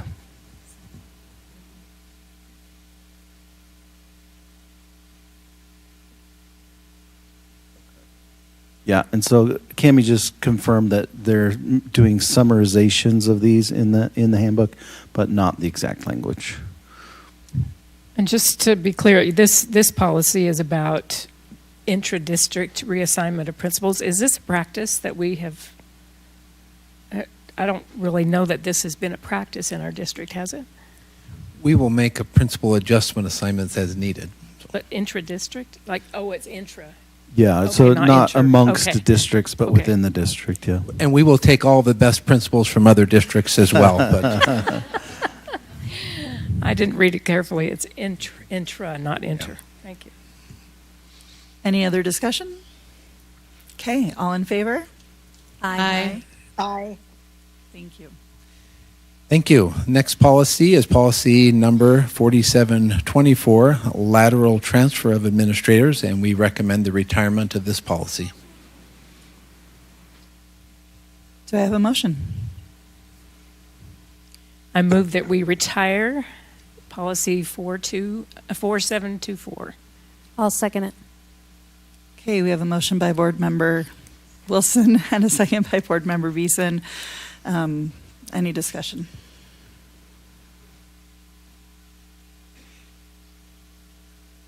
Okay, all in favor? Aye. Aye.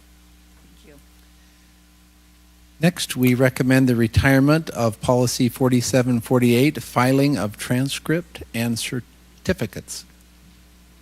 Okay, I'll entertain a motion. I move to retire policy 4748, filing of transcripts and certifications. Second the motion. Okay, so I have a motion by Board Member Lincoln and a second by Board Member Clement to retire policy number 4748, filing of transcripts and certificates. Any discussion?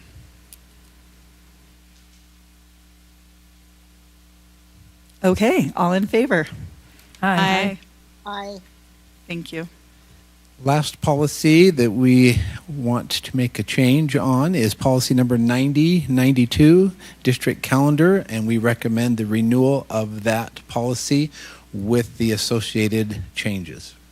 And I'll just speak to this one real quickly as well. We retired a calendaring policy last board meeting, and so the couple of things that we took from that one, we incorporated into this policy, specifically the national holidays and things that were listed out in the other one.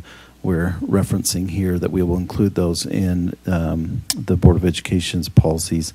And then we added a statement of policy, which this one did not have previously, and that's our standard format, and so we wanted to be consistent. So we added to this policy that statement.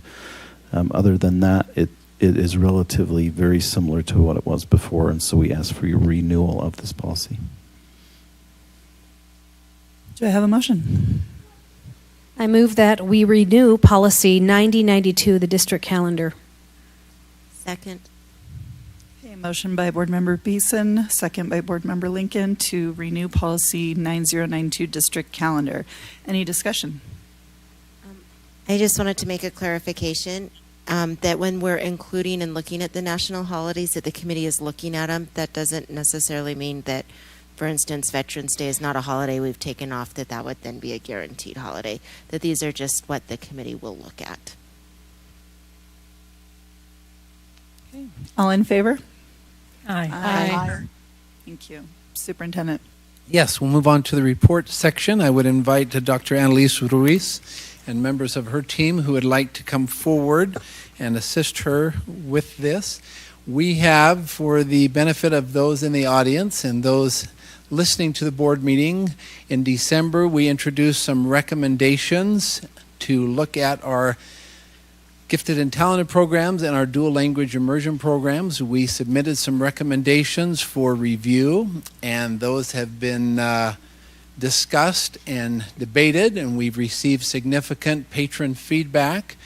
Based upon that feedback, we've made some revisions, and we are to the point where we have reached some decisions with respect to those programs, and we would like to announce those decisions tonight. I am grateful for the process. It has been about a 6-week process, and I appreciate the time and professionalism and diligence given by Dr. Ruiz and her team to address these concerns and look at the viability of these programs and how we can sustain them. Oftentimes when we make recommendations and put it out to the public, there's some angst that surfaces, some concern, and I'm grateful for that. It shows that our patrons are passionate about public education and the programs offered by Alpine School District. Our process, and we believe in the process, is to study what we might consider and see viable options. That is what we would call a quantitative look at that, looking at the data, the information, gathering as much information as we can to make some initial recommendations. I believe that process is incomplete without qualitative information, without feedback from patrons, having them look at those proposals and then share with us additional perspectives and insights and understandings. And then we take that into consideration, and both with the quantitative and qualitative study, I believe we gather as much information as possible so that we can make sound decisions. And I believe this process has been true to that desire to create viable programs that reach all of our students. So we're happy with the process. We're grateful for what we've been able to learn through the process, for the feedback that was given by our patrons, and for your passion about those programs and your students. And we're going to turn the time over to Dr. Ruiz and her team to share with the board and the public our decisions.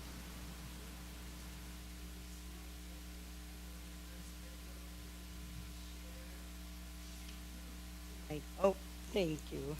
It's been much anticipated. So we're finally here. So thank you for the opportunity. Okay, so we'll go right into it. I just want to remind the public of the amazing committee members that engage with us in this work and that brought forth these recommendations. And here's where we landed. We'll start with our ALL program. I just want to remind the public that these changes are for implementation in the 2025 school year. So we'll start with the Eagle Mountain area with our ALL program. We will maintain the program. Now, I want to remind the public that all programs for the ALL are to be standardized across the board from 3rd grade through 6th grade. So we'll have a new entry point across the district. Yeah, district-wide, all District-wide. ALL will serve 3rd through 6th grade. Yeah, so I won't repeat that with every slide. Okay, so we will maintain the program at Hidden Hollow, and we will create a new opportunity at Silver Lake Elementary.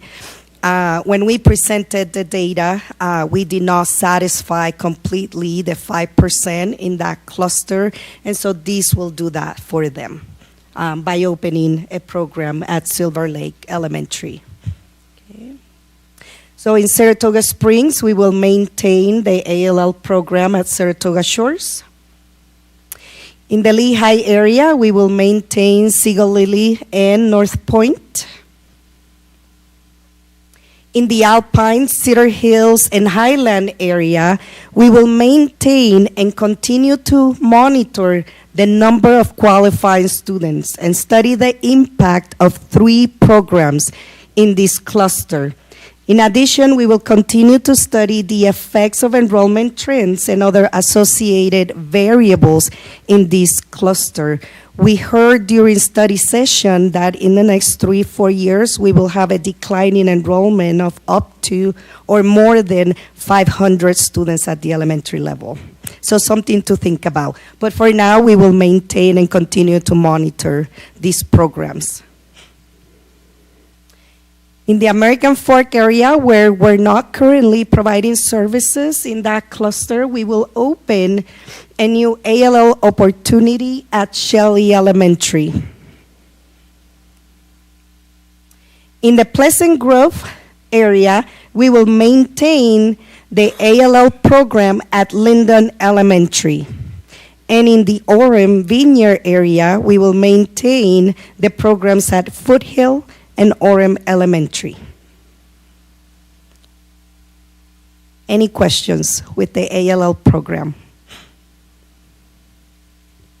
I don't have a question, I just have a comment. I just want to say that I'm extremely grateful that you took into consideration the number of seats, specifically in Saratoga and Eagle Mountain, and looked for a way to solve that. I think it's an interesting challenge in the West area to try and find a school that's geographically in the right spot and then doesn't, in an area where we're experiencing high growth, trying to find that exact kind of perfect location is really complicated. So I just want to thank you all for considering that feedback that came from board members and from the public, and just express my gratitude that alterations were made to reflect that. So thank you very much. Any other thoughts, comments? I'm also, sorry, I'm going to just keep going. Questions? I also want to say I appreciate the dynamic in the Lone Peak cluster with Westfield, Cedar Ridge, and Highland. I think adding Shelley in is going to, I think, potentially maybe, shift some numbers at different schools. But I appreciate the fact that that the decision was made to be very considerate and deliberate with that, and watch the trends going forward and kind of see what's going to happen in the next couple of years and what evolves. So just appreciate that you, I think sometimes there's this dynamic of ideas are presented and then that's when the feedback comes. I know the superintendent referenced this, and this is the part where we need the public to be engaged. And this shows that it works because we come up with ideas, we come up with plans, we get the feedback, and then we adjust accordingly. And so I just want to express my gratitude that the process works. So thank you. We're good? Okay. Moving on to DLI.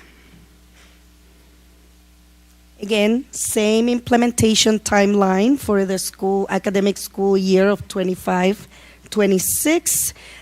We will begin in the Eagle Mountain area with we will maintain the Mandarin Chinese DLI program at Black Ridge, but we will relocate the pathway to the new middle school and then to Cedar Valley High School. And we will open a new Spanish DLI program at Mountain Trails Elementary that will feed into Frontier Middle School and then Cedar Valley High School. And I should have mentioned this before, any new programs, you're going to see a star and the word new next to it, so you can follow that. Okay. Dr. Ruiz, yes. And that implementation is a grade level at a time. Correct. Thank you for that clarification. Yeah, when we say a new DLI program, we will start with first grade, then second grade. It's one grade level per year until we reach first through sixth. So it'll take 6 years to have a full program at Mountain Trails. Thank you for clarifying that. Okay. I was just asking my colleague here if I left anything out. Okay, Saratoga Springs, we will maintain the pathways at Riverview with the Mandarin Chinese Riverview Elementary to Vista Heights Middle School and then Westlake. And we will also maintain the Spanish DLI program at Harvest Elementary to Vista Heights to Westlake. So those are the pathways. And just a comment here, we recognize that we have two dual language immersion programs feeding into a single middle school and high school. Knowing the growth out there, there already is a second middle school. When there is a second high school out there, we may need to adjust the feeder system so that each high school has a feeder dual language immersion program. We're not making that decision now, but it's something that will need to be contemplated in the future. Yeah, for sure. Thank you. Okay, in the Lehigh area, we will maintain the French DLI program or pathway at Belmont Elementary into Viewpoint and Skyridge High School. And we will create a new Spanish DLI program from River Rock Elementary. Initially, we had suggested Liberty Hills Elementary, and we listened to the feedback and we studied that further and immediately pivoted.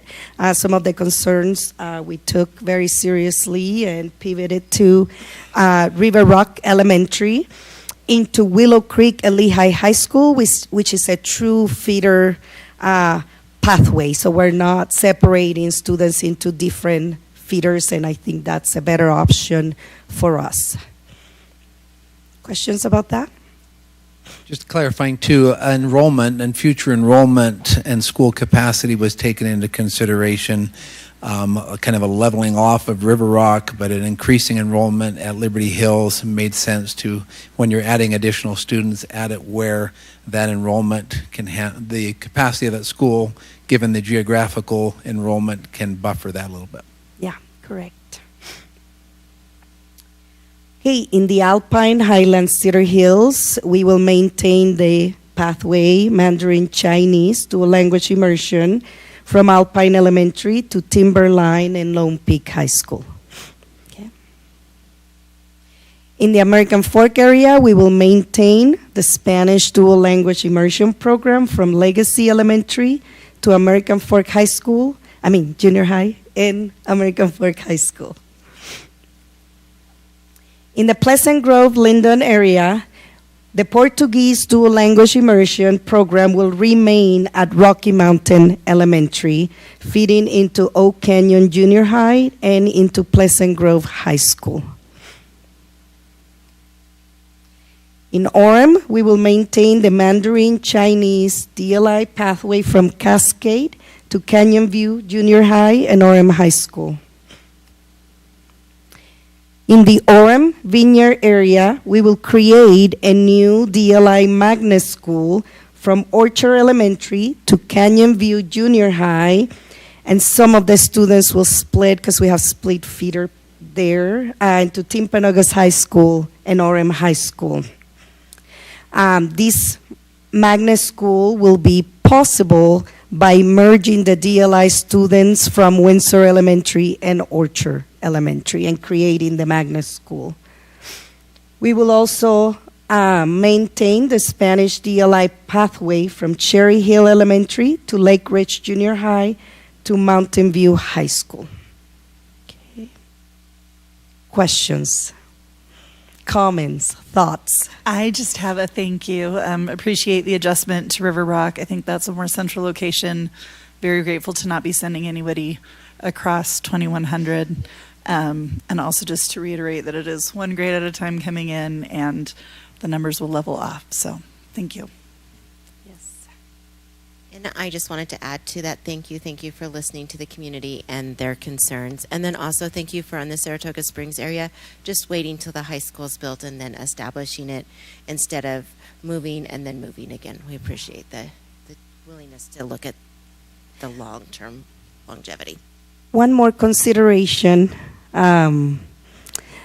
I want you to keep in mind as we create the magnet school and transitioning students from Windsor to Orchard, I would like to offer transportation for students in that first year from Windsor to Orchard and study the impact of students from Windsor attending Orchard Elementary and making sure that is not a barrier to them. And so something we can continue to dialogue. And that will be included in our transportation recommendations when the board has an opportunity to look at all of those routes and make a determination on that. Thank you for sharing that. Mm-hmm. Yeah, I appreciate that accommodation.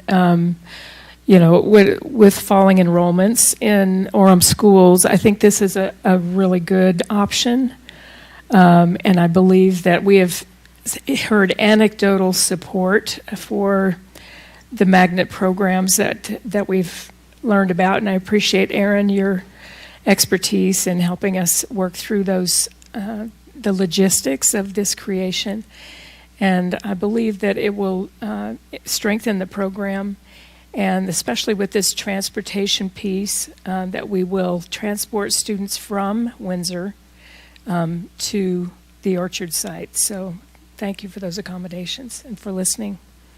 And I know I speak for all of us. We're really excited to do something unique and have a magnet school in our district. Is something that's never been done. And we're excited to do something unique in that area for all of our students. I just wanted to thank you for the process of involving the public in these decisions. I think this has been a kind of a nice model. We've kind of tried different methods, but it appears to me that, you know, we've considered all comments. We've come back and reported that we've listened, and I think that makes a big difference as we move forward, that we're able to make better decisions.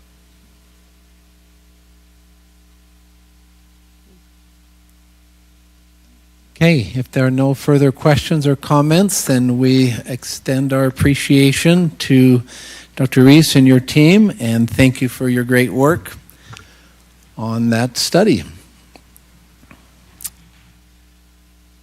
During study session, we reviewed some capital plan recommendations. We've got some feedback from board members. I wanted to create an opportunity in board meeting in the event that we did not have sufficient time to share that information or ask any questions or make any additional recommendations to the staff. So we'll open that up for any additional comments by board members on the capital plan, any further considerations you want us to make and bring back to you.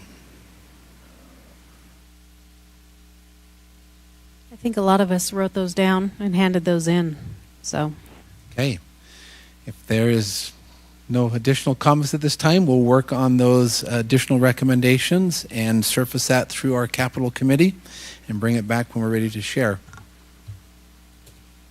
Okay, now we have time for board member and superintendent reports and information items. Just a reminder for our board members that on January 29th, you all received an invitation to go and watch 340 of our choir students and 65 of our orchestra and band students perform at a Bravenel Hall. It will be a wonderful experience, and that's just on January 29th at 7:30 p.m. I just wanted to report, we attended our teaching and learning committee today and got an update on our administration development, kind of their PR, and they are in the process. Scott, is he here? Anyway. He is not here tonight due to some family commitments. But he updated us on the administration is working hard to identify and pin down the knowledge, skills, and dispositions of a good administrator. And they have made great progress, and they are taking new administrators and having a special training for the first year and second year administrators. And I think our whole district is going to benefit from their efforts. And anyway, they've done a lot to depoliticize advancement in Alpine School District to make it something that everybody can target these skills and disposition and knowledge, what it takes to be an excellent administrator. So anyway, I appreciate the work that they've done.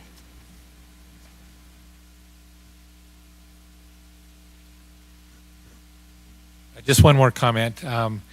Just a reminder that we have Day on the Hill on February 8th.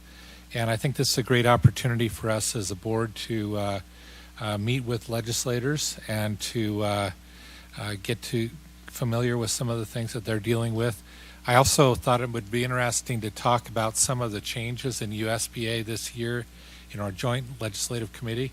Again, we have hired an intern to help our legislative administrator, Lexi Cunningham, and I think that's working out pretty well. The intern is able to do a lot of the work that Lexi used to have to do, and I think he's a pretty sharp guy. I think we're going to see some good things out of him. I've also had the opportunity of I guess, going to a lot of committee meetings with Lexi and seeing the way that she works with legislators. And I feel pretty impressed that we're having a good impact on legislation and providing information and feedback on these bills that the legislators need to hear. So just a little feedback on those. So one of the things that I think is challenging for me personally is we're in committees and we see the work that's coming on, and then it takes just a long time sometimes before it gets all the way to the school level to the people who need it. And I just wanted to take a minute and express appreciation for our data research and evaluation team. There was a significant investment in our data dashboard, and the scope of the district our size is significant. And so over the last few months, as I've been in SEC meetings, it's been awesome to see administrators pulling those up for their SECs and showing them some of the research that informs their decision. And so I just want to thank everybody. This was a big effort and a long time to get it rolled out, and so excited to see those results now. Couple items. As mentioned in superintendent meeting this morning with board members, we plan on the second board meeting in February. MGT, who is working on our district reconfiguration study, they will be here to present in study session. The plan is for them to work with the senior leadership team on Monday afternoon, and then we will have some follow-up meetings with the board members on Tuesday morning, and then they will present in study session their status of their findings. It will give us an opportunity to give feedback on that. They will revise those based upon board member and staff feedback, and then we'll be prepared to take that out for public feedback, we anticipate in March and April. Additionally, we have started a practice of Alpine by the numbers, and I have asked Jason to share a little bit about class size ratios. There was an article in the paper today about Utah and class sizes, and we did not rank where we would like to be ranked. That is significantly associated with funding, and so it correlates, I think, pretty closely with where we're at funding-wise. However, I appreciate the board and the FTEs that they allot to our schools across the district so that we can try and keep those class sizes where they're at. With additional funding, we could lower those, but Jason has prepared just a review with the board and the public what our average class size is across the different schools and grade levels. So, Jason, we'll give you a few minutes to share that. All right. Thank you, Superintendent. Okay, so I have little handouts for you if you want here too. It's the same thing, and I tried to print it on big paper, but it didn't work. There's three pages each. Okay, so on this, and it's going to be a look at the elementary class sizes in our current year, the averages. Is that better? Okay. So when we're looking at this, we've done this study for a few years. What we look at is we have the October 1 numbers for each school at each grade, and then we know the number of sessions there are at each grade at that school, and then do an average. So this first slide here, I want to thank our team for preparing this. Derek Farnes worked a lot on this and in preparing some numbers here this year. So these are the staffing ratios. We used to have two different ratios for staffing, one on extended day and one on traditional. Now all of our elementaries are on the traditional with lower ratios. So these are the ratios when we allocate teacher FTEs. These are the amounts that we have. Did everybody get one? Okay. All right. So go back to that one real quick. So you can see the lower grades, 23, 26, and then it gets a little larger as we go up the grades. So the next one, this is a little hard to see. Where I'm going to show you at the end where the PDF of this is on our website. So what this is showing, this is a zoom in. So we can see here just the top few schools alphabetically. So at Alpine, let's go to Alpine Elementary. It shows by grade what the October 1 numbers are for each school there. So at Alpine, there's 572 total students. If you click the next one there, Karen, this shows the number of sessions. So At Alpine also, there's 3 kindergarten sessions, 4 first grade, and so on for 25 total there. And then the next click there, this is going to show just the simple math on this. So what it's showing here is at kindergarten there's 62 students with the 3 sessions, so we're at 20.67, so a little below the ratio. And that shows across the board. If it's in green, it's more than 15% less than the ratio for that grade or overall, and if it's red, it's 15% above the ratio. So when we're looking at these, some things that stand out, I think we'll go to the next one, but there's some here that we can see down at the bottom, and then I think there's a few clicks here. So right there, that is showing what we are for district-wide at each grade level. So we allocate in kindergarten at 23-1 for the teachers for each session, but we're at a little below at 22.8. And the deltas are at the very bottom. So what we have here, we can see in 4th, 5th, 6th grade, we are more than 2 students per teacher less than the ratio overall. So the example would be at 6th grade, we're at 29.01 overall in the whole district, where the ratio we gave out was 31.14. And so how did we get to being less than the ratio if we're allocating there? There's a couple reasons. In this current year, we had about, overall in the district, about 800 less students than we projected. And we do the allocations based on projections. So we have a few more teachers than we for the students that we thought were coming, but don't take those teachers away. So the class sizes just from that are a little bit lower.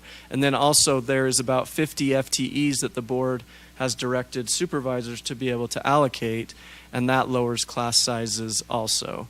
So with all of that, we're overall, and we can see that overall in all elementary, we're about 26.4, 26.39 for all classes on average for all elementary in the district, where the average should be about 28.07. Any questions or comments on this before we move to further slides? Yes. Yeah, we'll show where it is online on that. So these are the things I talked about there, the 878 fewer students, board allocated FTE used efficiently, and then school funds and Title I funds can help with that also. So as we look there over on the green and red, we can see that there's about 15 grade levels at schools that are 15% more than the ratio should be. And I believe on the green ones is about 79. So we have 79 that are in that. And this varies year to year, but for the most part, we see 3 or 4 times more green than red, meaning that we're doing good at lowering that ratio. Sometimes there just happens to be, if we look at that one on the 5th and 6th grade where there's a red and green right next to each other, I think that's Highland Elementary. And so the 5th grade's at like 37, and the 6th grade's at like 25 or 26.25. And one thing when we look at that, what could have happened there is, I think both of them, so in 5th grade there's 3 sessions of 5th grade and there's 4 sessions of 6th grade. And what likely happened was when we're allocating FTEs, it's done at the half, so 3.5. So probably they were given 3.5 for 5th grade, 3.5 for 6th grade, and instead of having a 5th, 6th split class, the principal was able to make the decision that we would be better to not have a 5th, 6th split, which we try and avoid in any type of split, but to be able to have, we can say, we feel like the 5th grade teachers can handle this group of 5th graders and have a little bit higher ratio, and then we'll decide, and it can change year to year. So in this case, instead of having a split class, they decided to have smaller 6th grade and a little bit larger 5th grade. And that 5th grade at 37 is maybe about 5 per class higher than the ratio, and they may bring in teaching assistants through trust lines or other things to be able to support those classes. So I guess you'd say overall we're doing pretty well at meeting our ratio goal. Right. Yeah. Yeah, with only having 15 in the red and having 79, more than 15%. And then all the ones in the white are just in that close to the ratio. The other thing that stands out to me on the split, we can see if you go back, Karen, just a couple. Let's see, maybe one more. So you can see it there in the number of sessions. There's one down there where there's a 0.4 and a 0.6, and also in here in the middle there are some splits, but there happens to be eight sessions where we have a split class somewhere. So it adds up to 16, but like in that one right there, we can see whatever school that is, there's a 3rd, 4th split and a 5th, 6th split. So that was decided that was better to have kind of all around the right ratio rather than having the 3rd grade really low or the 4th grade really high. They said, okay, in this case, we find it successful to be able to have a split there. And it works when it's, those 2 grades, especially upper grades, and when they're right next to each other to be able to do. I actually was in a 3rd, 4th split when I was at Orem Elementary when I was in 3rd grade, and it worked out. I thought it worked out well. But Your evidence that it worked out well? Okay, so let's go back to where we were there. The second page that you'll have, and that's also online, this breaks it down by cluster. One of the things we've talked about before is we think there is that false narrative that the schools that are higher in total enrollment have higher class sizes. And this shows that is not necessarily true, that we see that there are some reds in almost every one of those clusters, that there just happens to be, and there's greens in all of those too. We can see at each cluster we also have the totals. So we can go through and you can see that in the American Fork cluster we're at 26.5 total for everything. And then at Cedar Valley we're at 25.94. So the American Fork cluster is actually a little bit higher on all grades in that cluster than for Cedar Valley. And we can look at each one of those. So that's the second page. And this is 2 pages. Because we have the totals there, it takes up 2 pages. So if you go to the next one, when you have this and when you look at it, there'll be 2 pages. So back to the graph there. This is showing a 6-year history of where we are per grade and then the total for it. And so you can see that we all are always climbing as it goes up because that's how the ratios are. So 6th grade is always going to have the highest students per class, but that's because the ratio is that way. So you can see that we're staying close to that. We had the year of 2020. That's a year where we did the projection. COVID hit, and then we had I think we had 1,600 less elementary students than we projected. And so the class sizes were a lot smaller, and then it's come back more to the average there. Any thoughts or comments, questions on this? Okay. We have one more slide, maybe? Okay, a couple more slides. So this is showing how we can get to this. So if you go to our district website and go to district, and then go over to business services, that'll take you here. Over on the left, we have we have our budget documents, our projection book, but over in historical reports, you click on that, and then we're going to go to enrollment information, and then from there, we'll go to the FY24. We have this information in past years also to go and compare. So FY24, and then it's called elementary count with class size, and then having the date for October 1st. Is that the last slide? Second to last. This is the last slide. Any other questions or comments?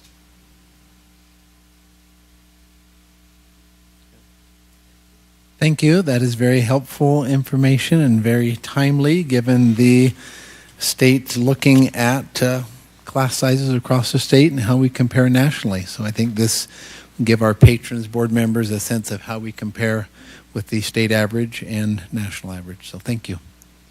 That is it for my reports. Thank you, Superintendent. Okay, we do not have need for closed session, so I will entertain a motion. I move that we adjourn. I second the motion. Okay, motion by Julie, second from Mark. All in favor? Aye. Aye. Aye. Thank you. All right, we're adjourned.